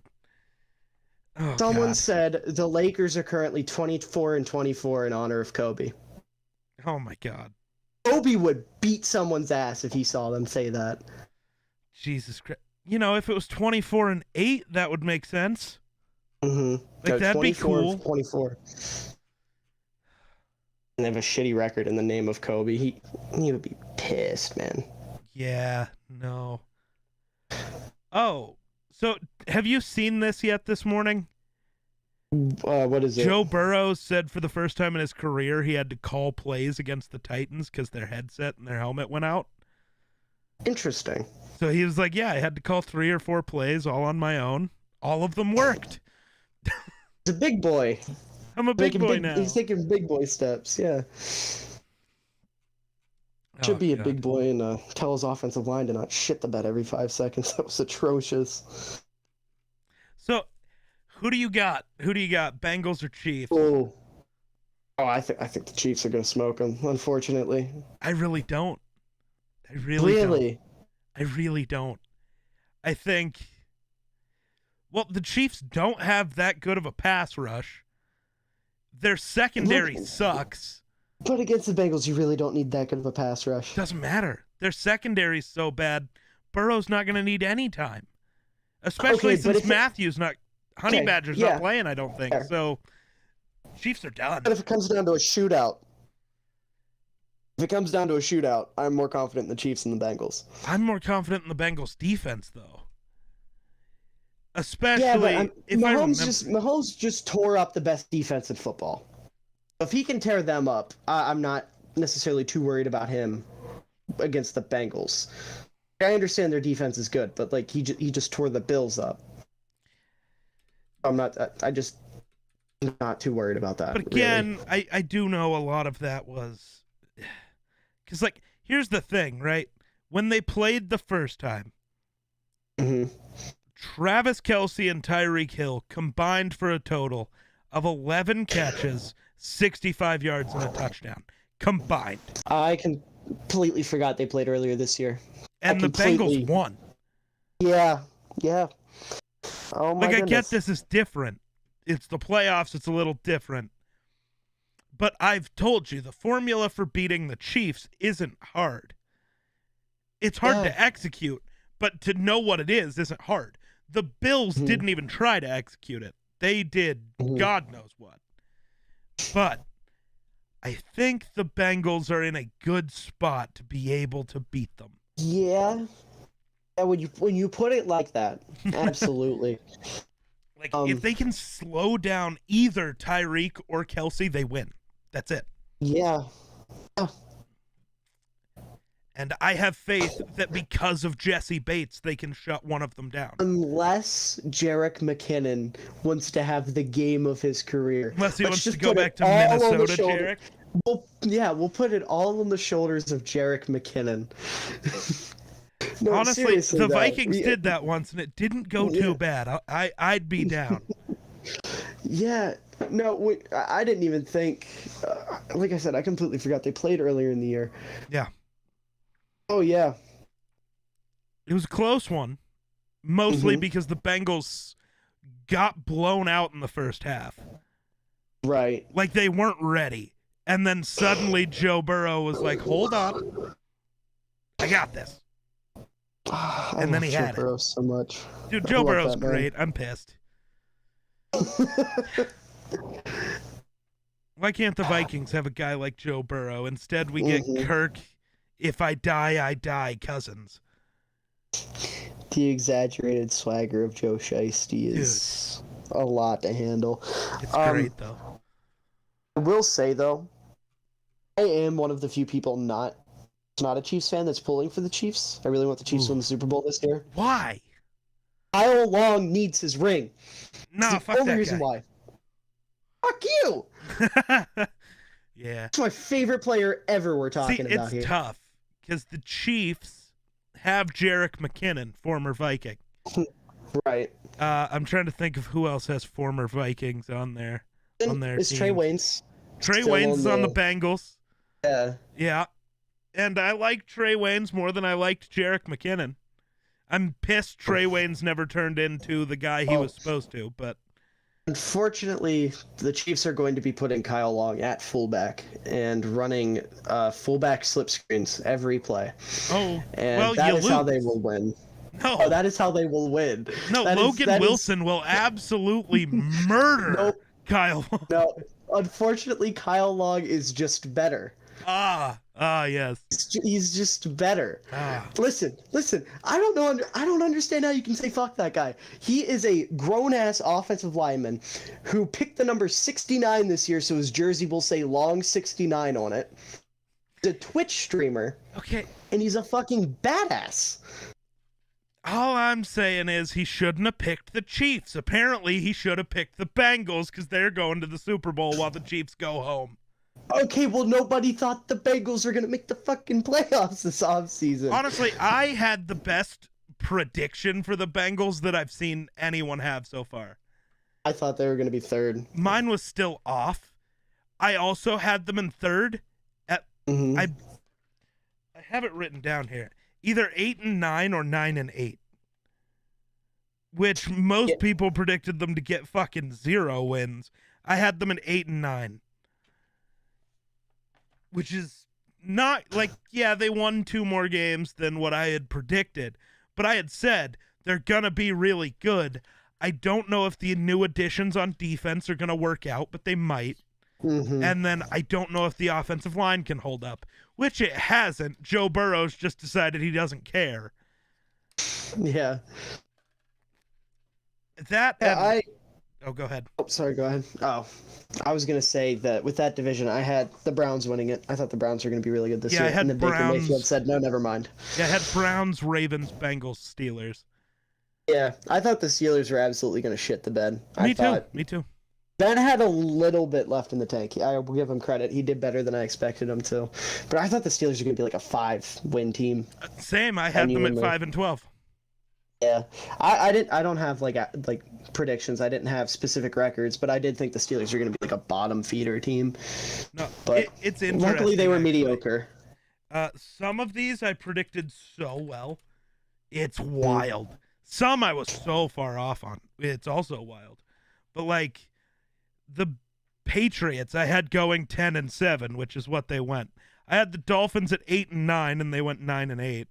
I had the Jets at 3-14. They went 4-13. I had the Chiefs at 13-4. They go 12-5. I had the Broncos at 10-7, and the Raiders at 7-10. I was off there. My 9-8 for the Chargers was perfect, though. Did I get any others perfect? I don't think so. At the beginning of the year, when it was said that Carson Wentz and Quentin Nelson were going to be out for the first couple months, I was like, oh, so the Colts are going to get off to a rough start, so they're only going to go like 9-8. Little did I know they'd have both those guys and still go 9-8, but whatever. I had the Rams record a little off. The Cardinals perfect. Yeah, go ahead. Not to interrupt you, No, but I just happened to open or look at my phone and had a Twitter notification. Apparently, Dan Quinn just interviewed with the Bears. Had a really good interview, and Ryan Poles said that he wants to hire a candidate by Friday. So scary. Dan Quinn to the Bears. Let's go. It's looking like it's either going to be Dan Quinn or Jim Caldwell. If I was a Bears fan, I'd be rooting for Jim Caldwell. I don't hate either of them. I don't hate Dan Quinn. I really don't. I really do. I think he runs a great fucking defense. My thing is, if he gets the right coordinators, I think Dan Quinn can be a solid coach. See, you say that, but he was also responsible for the roster in Atlanta. and the players he chose were bad. That is a piece of information I did not have. Yeah. He was the reason that defense fell apart.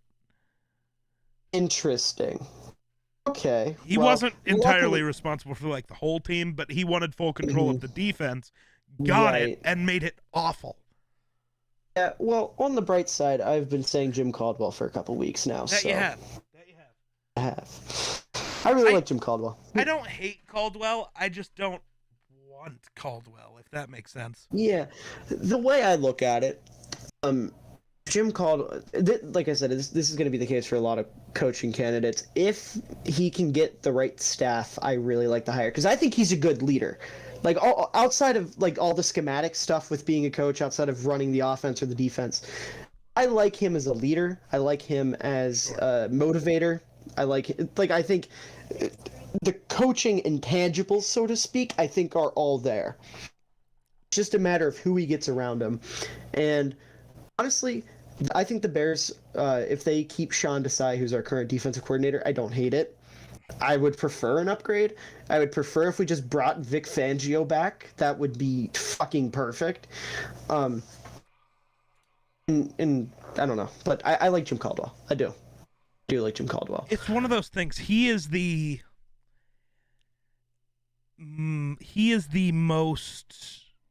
safest head coach pick, right? Yeah. He's not. I think that's what going Chicago to, needs. Like, I don't think he ends up being, a super special head coach, if that makes sense. Honestly, if he just needs to be enough. That's all I need from him. I need him to be enough. I don't need him to be Bill Belichick. I don't need him to be Sean Payton. I just need him to not get in the way of everything like Matt Nagy did. Fuck, I want Sean Payton to be my next head coach. I want Sean Payton to be my next head coach too. I think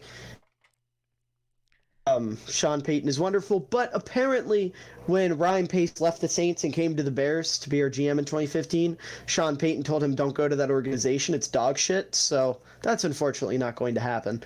I mean, valid, but no. Yeah, he's not wrong. He's not wrong. 2015 Bears especially. Oh yeah, back then, yeah, that was valid. That was 100% valid. That was right after, I can't even remember the fucker's name, the dude who was the GM before Pace. He let Greg Olson walk over like a power struggle, got rid of Robbie Gould. We all know how the kicker situation's gone. We literally had like a Hall of Fame tight end, and he was like, yeah, no, I'm good. That's fine. I'll use, who was, I can't even remember the guy's name, but I should. It was like Kellen Davis, maybe? I got nothing. The Vikings, though, at least so we've had kicker struggles long before the Bears had ever dreamed of it. Oh, yeah. Long before the double doink. Blair Walsh. Oh, Blair Walsh, that fucking asshole. Dude, I almost bought a Blair Walsh jersey back then after that regular season. He was so good. And I was a kicker in high school. Like, that's what I do. The only reason I didn't kick any farther than that was because I didn't go to college. So, whatever. You were a kicker in high school? Yeah. Yeah, I was. Okay. Damn good one. You damn Skippy. Okay. Solid. Yeah. I would not have pegged you as a kicker. If you have questions about kicking, you can call me. I know some stuff. Right. Yeah, no, I mean, no, I'm not gonna get into all that. I don't want it to come off the wrong way. No, say it. I'm good. I was gonna say we're both bigger fellas. Yeah. I wouldn't have pegged you as a kicker. I would have thought you were more of a lineman like I was. But I respect that. I respect the fuck out of that. So, I was a kicker, and I was also I was this big back then too, and I was still technically listed as like the third string quarterback. I was the backup to the backup. Mostly because I just understood it. Mostly just because I understood what they were writing down, and they were like, well, if we get fucked over and need somebody to do it, at least you know what the fuck's going on. It's like, okay. Never happened. I just sat on the bench and kicked footballs every once in a while, but, it was great. It was all because I played soccer. I was a big soccer guy back then. So. And wouldn't have pegged you as a soccer player. I am learning so many fun things right now. Soccer, football, baseball, and basketball. All of them. Oh Did my everything. God. Okay. Not to interrupt you, but I found out the Greg Olson thing. We didn't even let him walk. We traded him. Yeah. Which is even worse. And Matt Spaeth was his replacement. Yeah. Matt Spaeth. Oh my goodness. Yeah. I can't find what we got out of Greg Olson though. Why is that not coming up? Because you probably got nothing. Got like a 7th round pick. A third. Oh, that's not bad. It was dubbed one of the 20 worst trades of the 2010s at number 5. Fair. But the thing I was getting at though. Hold on, not to cut you off. No, you're good. I was right. It was Kellen Davis and Matt Spaeth. But that GM who made that trade, after the fact, said, "Yeah, that trade was bad."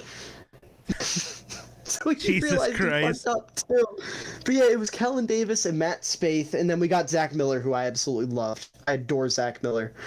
Oh yes, the worst trade ever. I just googled, the worst trades ever, and this is on Yardbarker. Never heard of it. Number 1, though, I agree with. The D-Hop for David Johnson and a 5th was just gross. Yeah. The Antonio Brown trade was bad.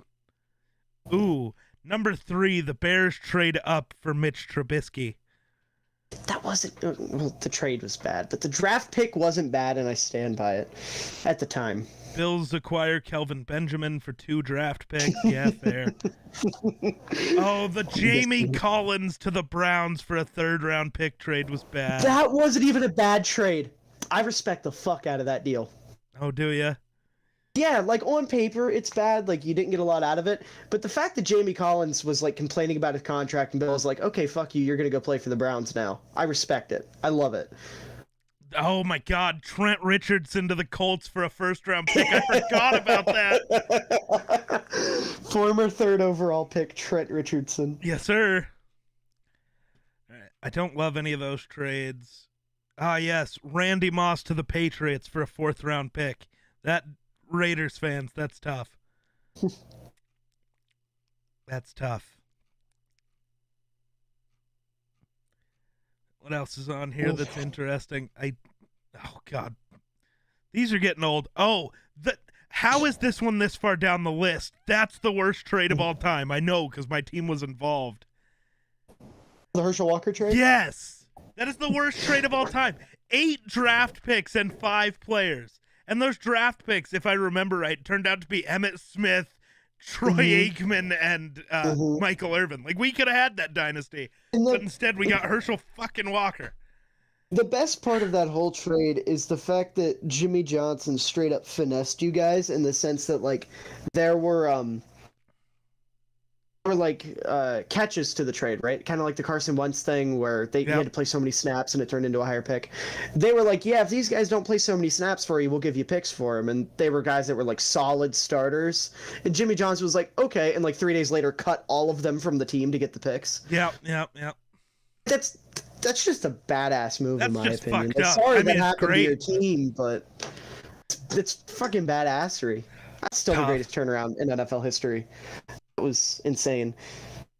And then he got fired over a power struggle. Everyone's favorite thing. Yeah, that was awful.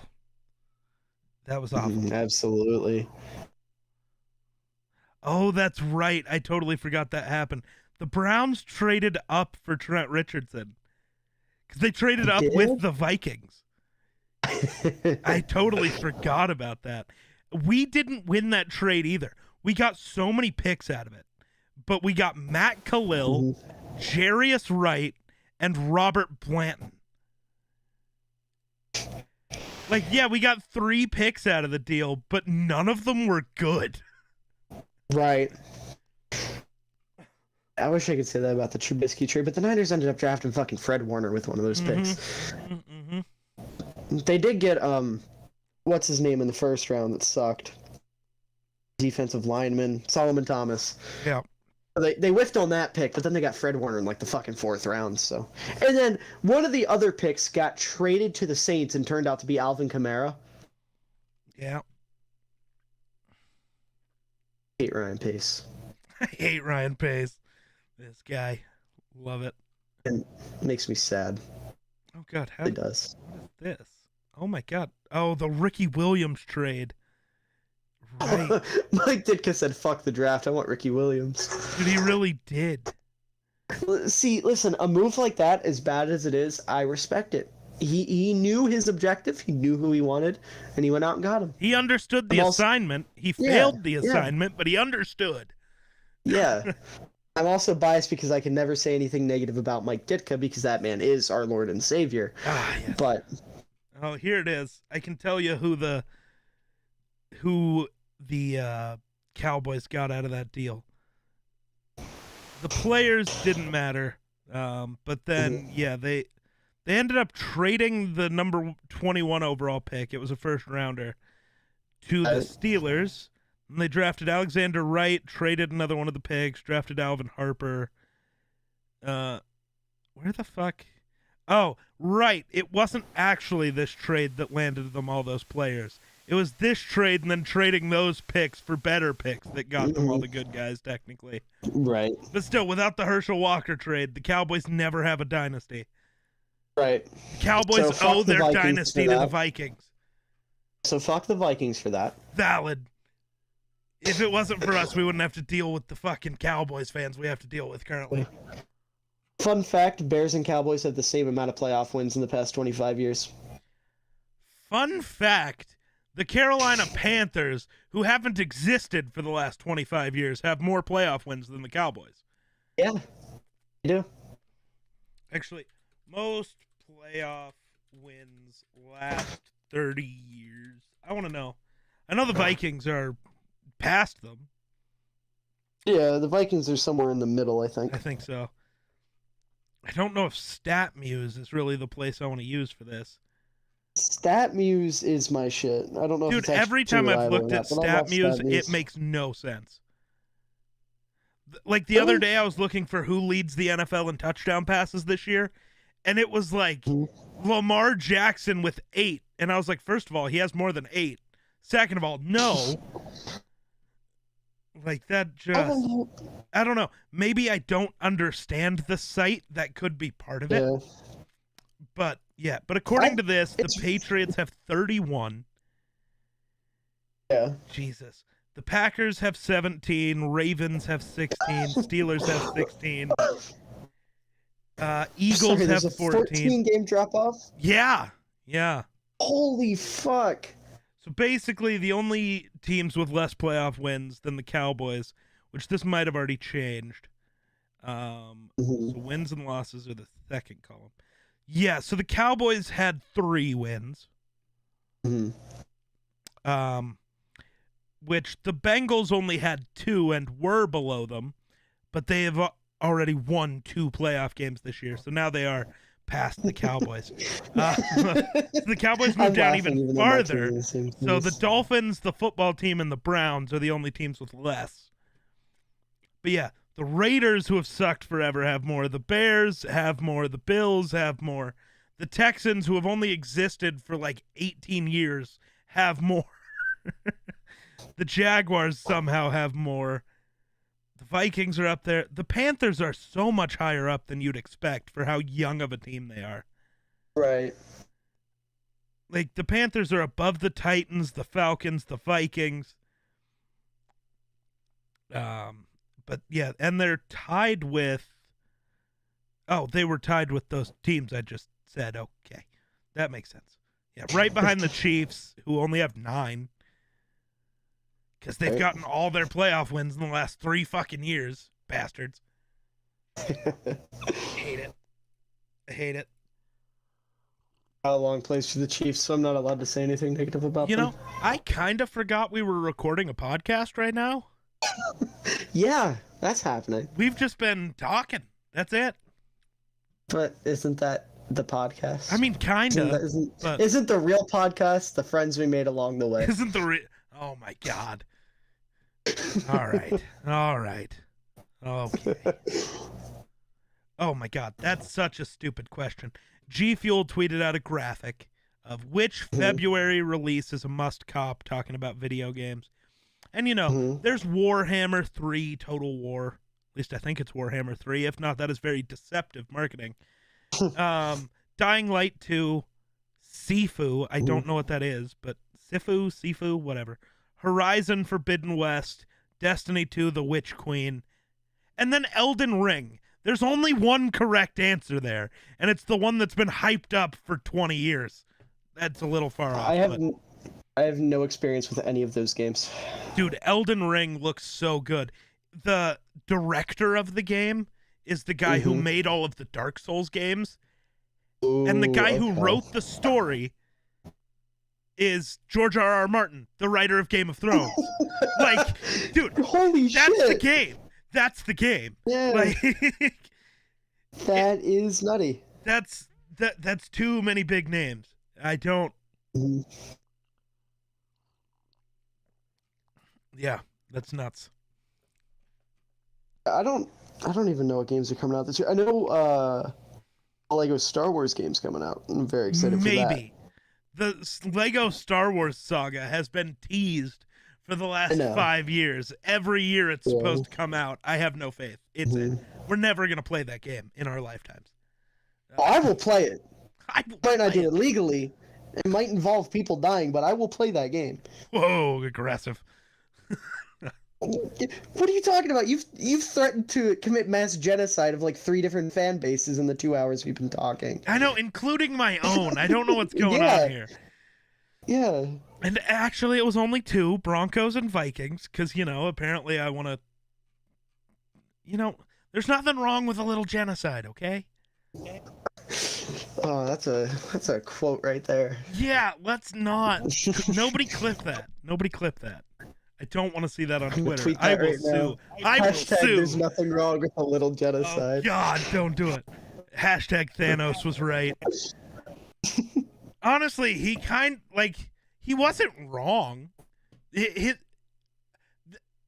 have all the power of the universe. Instead of making less people, why not make more resources? But whatever. I mean, he wasn't wrong. He may have had the wrong, choice of outcome, but he wasn't wrong. It was a valid idea. He just, went a little evil with it. Oh, God. Oh, you did. Oh, you did. You piece of shit. Oh, no. Oh, dear fuck. Okay. I mean, you were just writing about how Thanos was right, so. Hey, okay, no, you didn't. Were you not listening? No. You were talking about like the resources thing. You said he took the wrong route, but had the route. Right but he was right. To some extent, perhaps. He was right. And hey, look at what the Eternals showed. Thanos eliminating half the universe saved so many planets from the Celestials inside. Yeah. God, that movie's so mid. I would say spoiler warning, but I don't think anyone actually gives a fuck about that movie. So there were very few. The only redeeming part of that movie is that the Chicago Bulls are canon in the Marvel Cinematic Universe because Fastos' son was wearing a Zach LaVine jersey. Okay, real quick, what the hell is? I don't know who this person is. But the person who just liked your tweet within 2 seconds of it going up, what the fuck? How's that happen? Who was it? Fields Season Bulls. I don't know what that. Excuse me. He has the records in his. It's a guy that I play Madden with. I don't understand how he's on my Twitter that quickly, but okay. So apparently my. You know what? We're just going with it. My mother is sitting out in the other room. I don't want to get into the full explanation of all the intricacies there. But she just texted, "Did they post your comment about genocide? Do I need to work on a plan to hide you?" Do I need to work on a plan to hide you is pretty great. I like that. Oh, sorry about that. Another text message. People will come hunting over just a joke. Valid.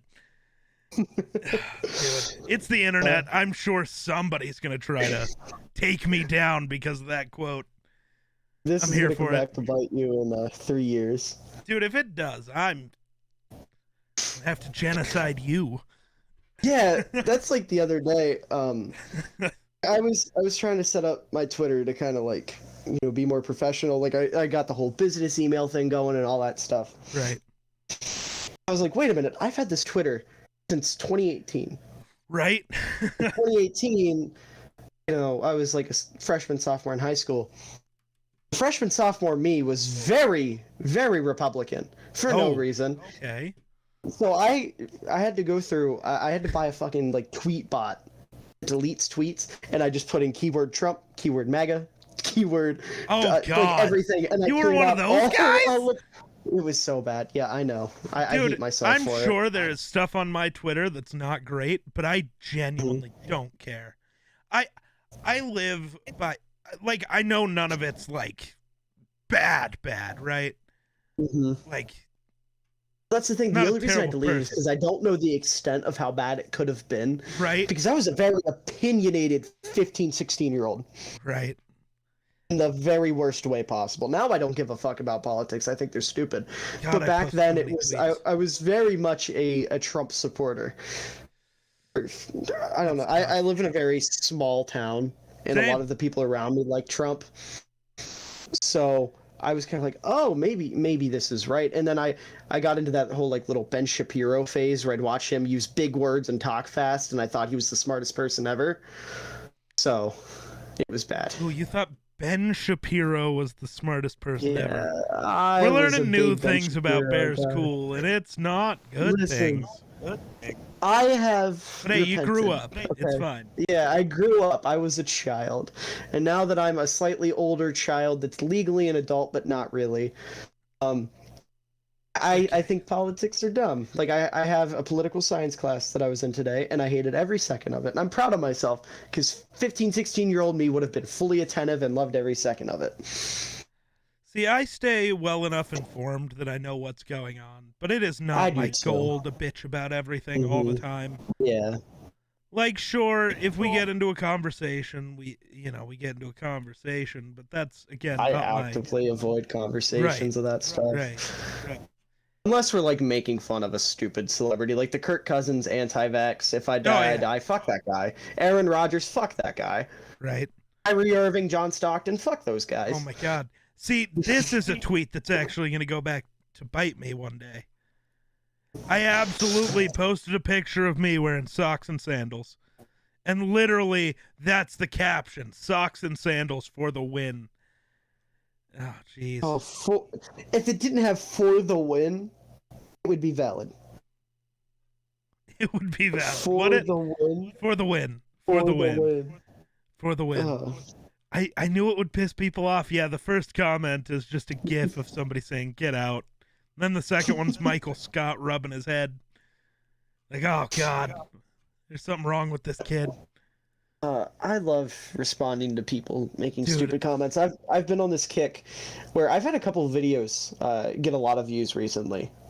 And a lot of people who don't follow me have been finding them and commenting stupid things. And to every single one, I don't get in any fights. I'm proud of myself. I used to get in a lot of fights. I don't get in any fights. I just respond, I'm going to need you to log off for me, and leave it at that. And they get so pissed. And it's so funny. I love stupid people on the internet, and I love wasting their time. But I'm trying to get out of that, because if I'm trying to be like professional about it, I can't keep doing that.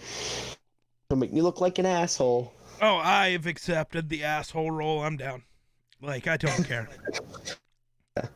The way most people who like me put it is, I just tell you how it is, which isn't always correct. I just tell you how I think, and I let you make the decisions after that. Like, oh, you don't like me? That's cool. Go fuck yourself. I don't care. Yeah. I just like fucking with stupid people. Oh, dude. Honestly, I got into it with some guy on my this is a first breaking information. Maybe I'm exposing myself a little bit here. This guy thought I was. I got into this argument with this guy about, I think it was the overtime rules. And he, like, got really disrespectful. Ooh. It was like, listen, bud, I don't know who you all that kind of shit. Yeah. So eventually I was like, okay, I'm done. And I blocked him, right? Didn't think anything of it. Created another account, didn't he? Yes, he did. And then he left one comment and I blocked that account because I'm not the type of guy to block somebody if I get in an argument with them or if they like prove me wrong or whatever. It's just the fact that he got disrespectful that I was like, okay, you're done. So he made a second account. I blocked that. He came back with a third account. It was like, I'm screen recording all this. I'm going to expose you for deleting comments. And I was like, okay. What is that going to do? And he was like, you're a big content creator and you can censor people's opinions. And I was like, first of all, I'm flattered you think I'm a big content creator. Right? It's wonderful. That's always my favorite first response. Right. And second of all, no one's going to care if I deleted a comment on my TikTok. He's like, well, people are going to find out you're not genuine. And I tried to point him in the direction of all these other comments and none of them were there. And eventually I was like, listen, man, I don't know what's going on. Maybe you need to get a hobby. And he was like, well, I am a grown man. I'm 22 years old. I have a wife and a kid. So thank you very much. And I was like, you have a child and you're fighting with someone on the internet over TikTok comments. Right. And then eventually he like fell off and I blocked him again, but he was threatening to come back at me with a fifth account or whatever. And it was so stupid. I got in an argument with a guy one time. So I was building an all-time team because, all of my arguments start over these fucking draft hat things. Nobody ever nobody argues with me when I state football opinions, but when I do draft hats, whatever, they hate it. The Packers popped up and I needed a quarterback.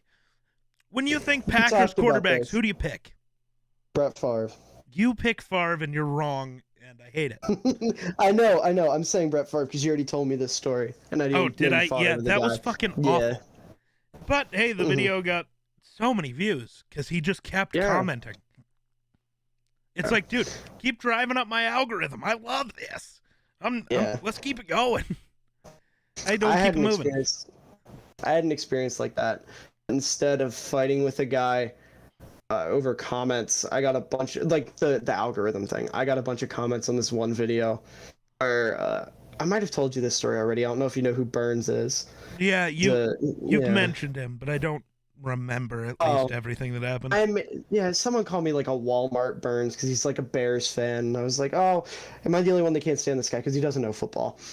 And it blew up because everyone was like defending him because he's got his little army. And then his girlfriend, who's that Caitlin Gill chick, like a Packers fan, and she found it and she was like, you don't know Connor. I don't know why you're talking shit on him. And then she went on her live and was talking shit on me on her on her TikTok live.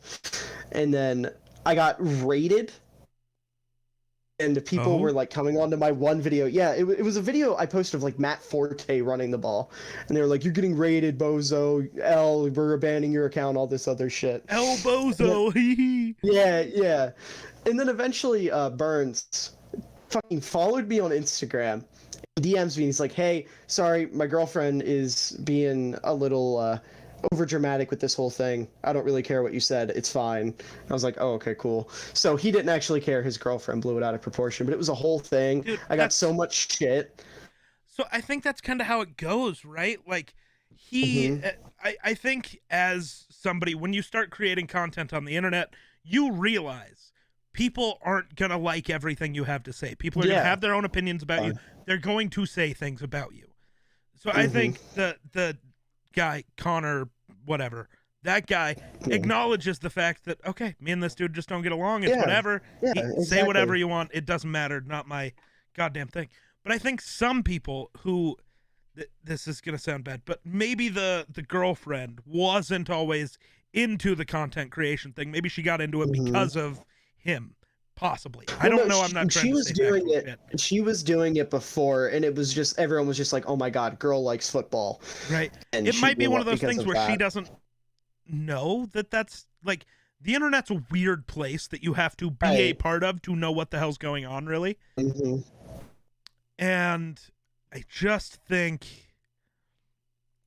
that it, yeah, like that whole situation, he handled very maturely. Right. Like he came to my DMs, he apologized, said it was unwarranted, said he didn't really care what I had to say. You know, he said, you seem like a nice enough guy, we just don't agree. And that I never like questioned his character or anything. I was just like, I don't really agree with his takes. I think he's a little over the top. And in my defense, or in his defense, he kind of like plays a character a little bit, and I wasn't aware of that. I thought it was full on serious. Kind of like We Hoopin'? Yeah, not quite. Not quite as bad as We but Hoopin'. Like the character. It's like he over exaggerates for the camera a little bit, and I wasn't aware of that because I really thought he was just that obnoxious. But he was real chill about it. But his girlfriend, like I said, she was talking shit on live, and she called me. She was like, "I don't like to curse, but douchebag Bears fan over here," and it was stupid. And I didn't even get to watch it because they had me blocked. One of my buddies had to like stream it for me on Discord so I could watch it. Nice. And then after all of that, he was like, "Do you want to collab one time?"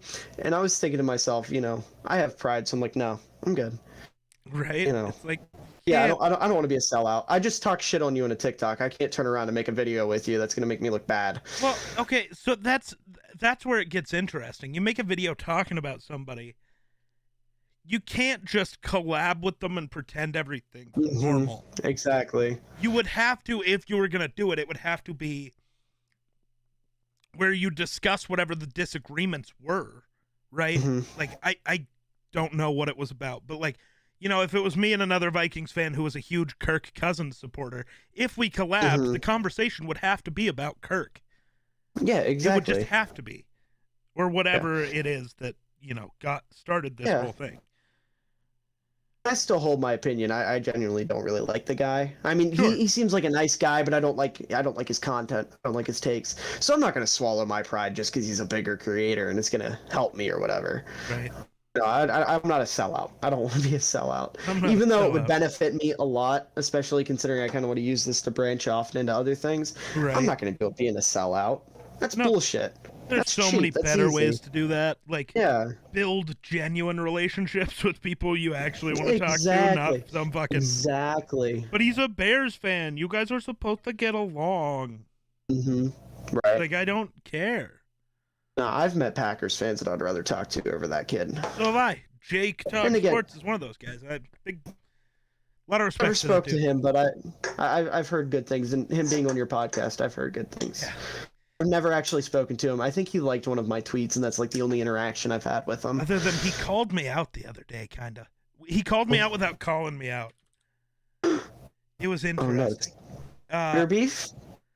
A little bit Twitter beef. Oh, goodness. A little bit of Twitter beef. Let me see if I can find it here. Well, so first of all, he had tweeted, because I've been on this train of Tyreek Hill is not a top 15 wide receiver, right?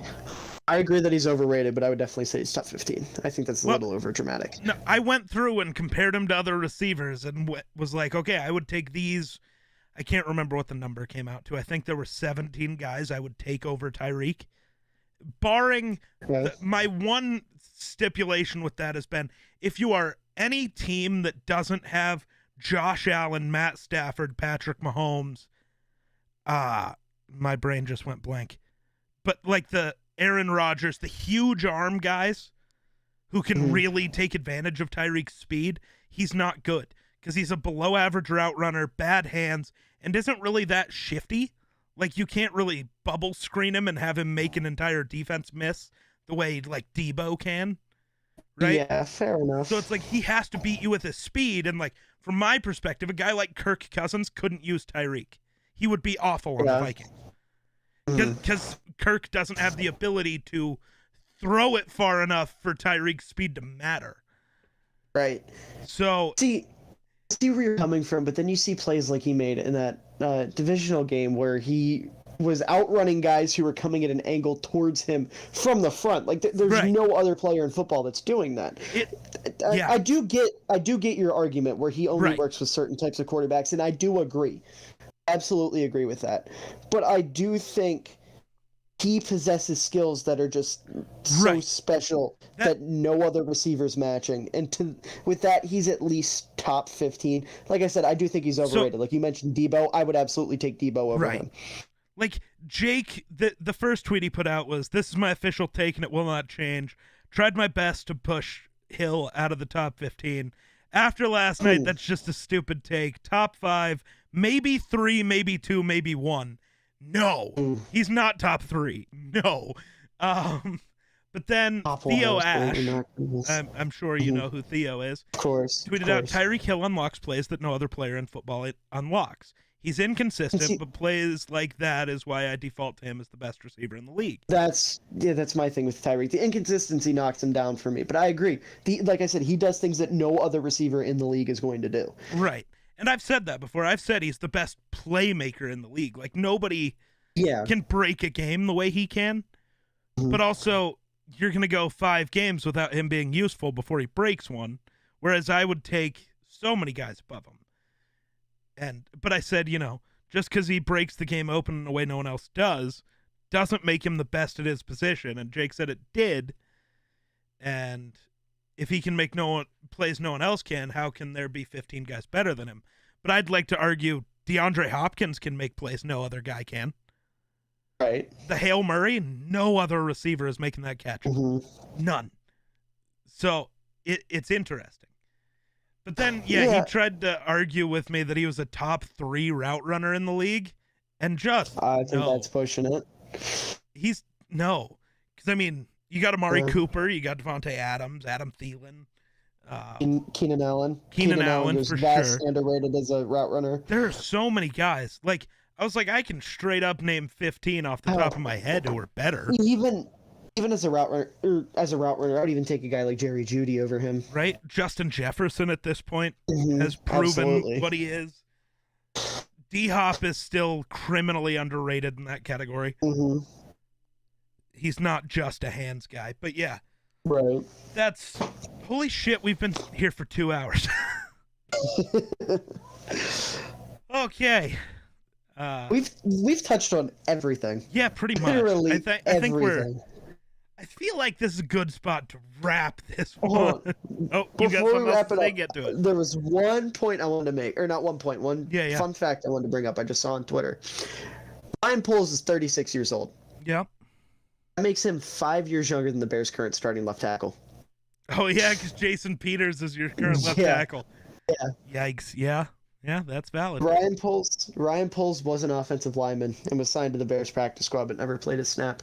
So if Jason Peters has a heart attack because he's an old man, we can just throw the GM out there. Hold on. Oh, wow. McVay and Stafford. McVay's only 2 years older than his starting quarterback. That's funny. That's insane. Okay. Wow. Tyreek Hill makes a few plays this season that are amazing, possibly plays only he could do, but they're too rare to say he's a great wide receiver. No, he's still great, I would say. He's just so overrated for what he does. Like, at this point, I've decided Travis Kelce, because that's how you're supposed to say his name, and I always forget that. Really? Yeah, he came out and said that's how you're supposed to say it. It's Kelce, not Kelsey. He's wrong. No, it's Kelce, bro. He's wrong. That's what they Kelsey. said. It's Kelce. He's wrong. It's Kelce. No, it's not. Kelce, bro. It's Kelsey. I'm not going against the guy who's named it. I'm not going to do matter. That. Kittle is better. But he's not a tight end. He's a wide receiver. He's blocked 10 times in his career.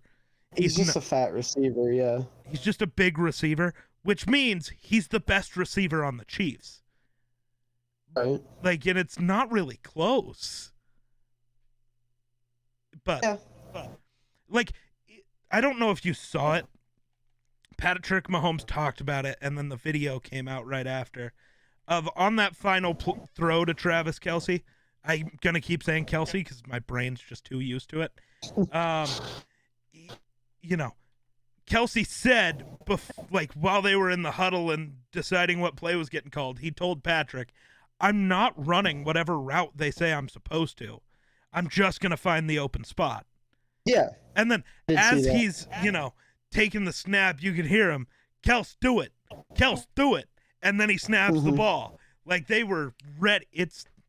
They have the Rodgers Adams thing going. The connection that's just different, But, all right.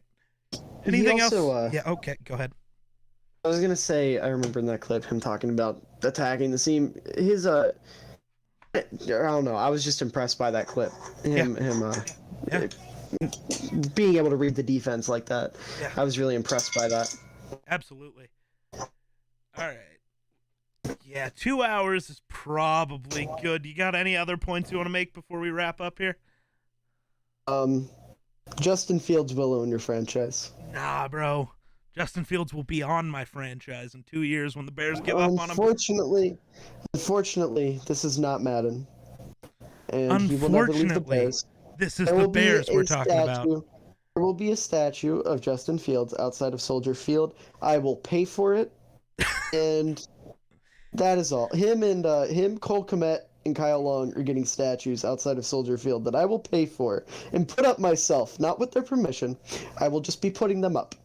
Nobody will stop me because I am simply built differently. It's cute you have so much faith in your franchise that has never given you anything to have faith in. I am a viciously optimistic person. I noticed, and it's a little tough. It is. But it's okay. All of my happiness in life hinges on the Chicago Bears. Valid. Take that as you will. Do you know how depressed I've been this year over the fucking Vikings, man? It's tough. Sorry we couldn't get it done. Fuck, that still hits hard. Yeah, it's such a rough line. Dude, it's such that, and then the actual team tweeting out, "You left it better than you found it," is just, oh, it's too hard. Don't like it. Bill, what the fuck? Jesus Christ, that's not okay. So before we wrap this up, I'm going to explain this picture. There's a picture of a pregnant lady skateboarding. She's about to drop into I think that's a pool, not actually a ramp, but whatever. She's about to drop in. She's pregnant. Right. And in the top right, instead of saying Tony Hawk's Pro Skater 2, it says Tony Hawk's Pro Choice 2. That's awful. Oh my God. I'm not supposed to laugh at that, but I'm laughing. I love that. Oh, that's so good. A fucking cesspool. The internet, it's awful. I love it. Oh, It is all right. horrid. Well, I appreciate you spending 2 hours talking about. What did we talk about exactly? Stuff. The duality of Kevin Cobb, I'm sure. That's gonna never be on going my away. fucking tombstone. It has to be. I will carve it in myself if I have to. I'm gonna go make that my Twitter bio. Dude, you absolutely should. The duality of Kevin Cobb. That should just be your bio everywhere. That should be in your bio everywhere. But, all right. I appreciate you being on. And, of course. Thanks for watching. We'll catch you guys in the next one. Peace. What the fuck was that? Why did I struggle so hard to say those words at the end? You were caught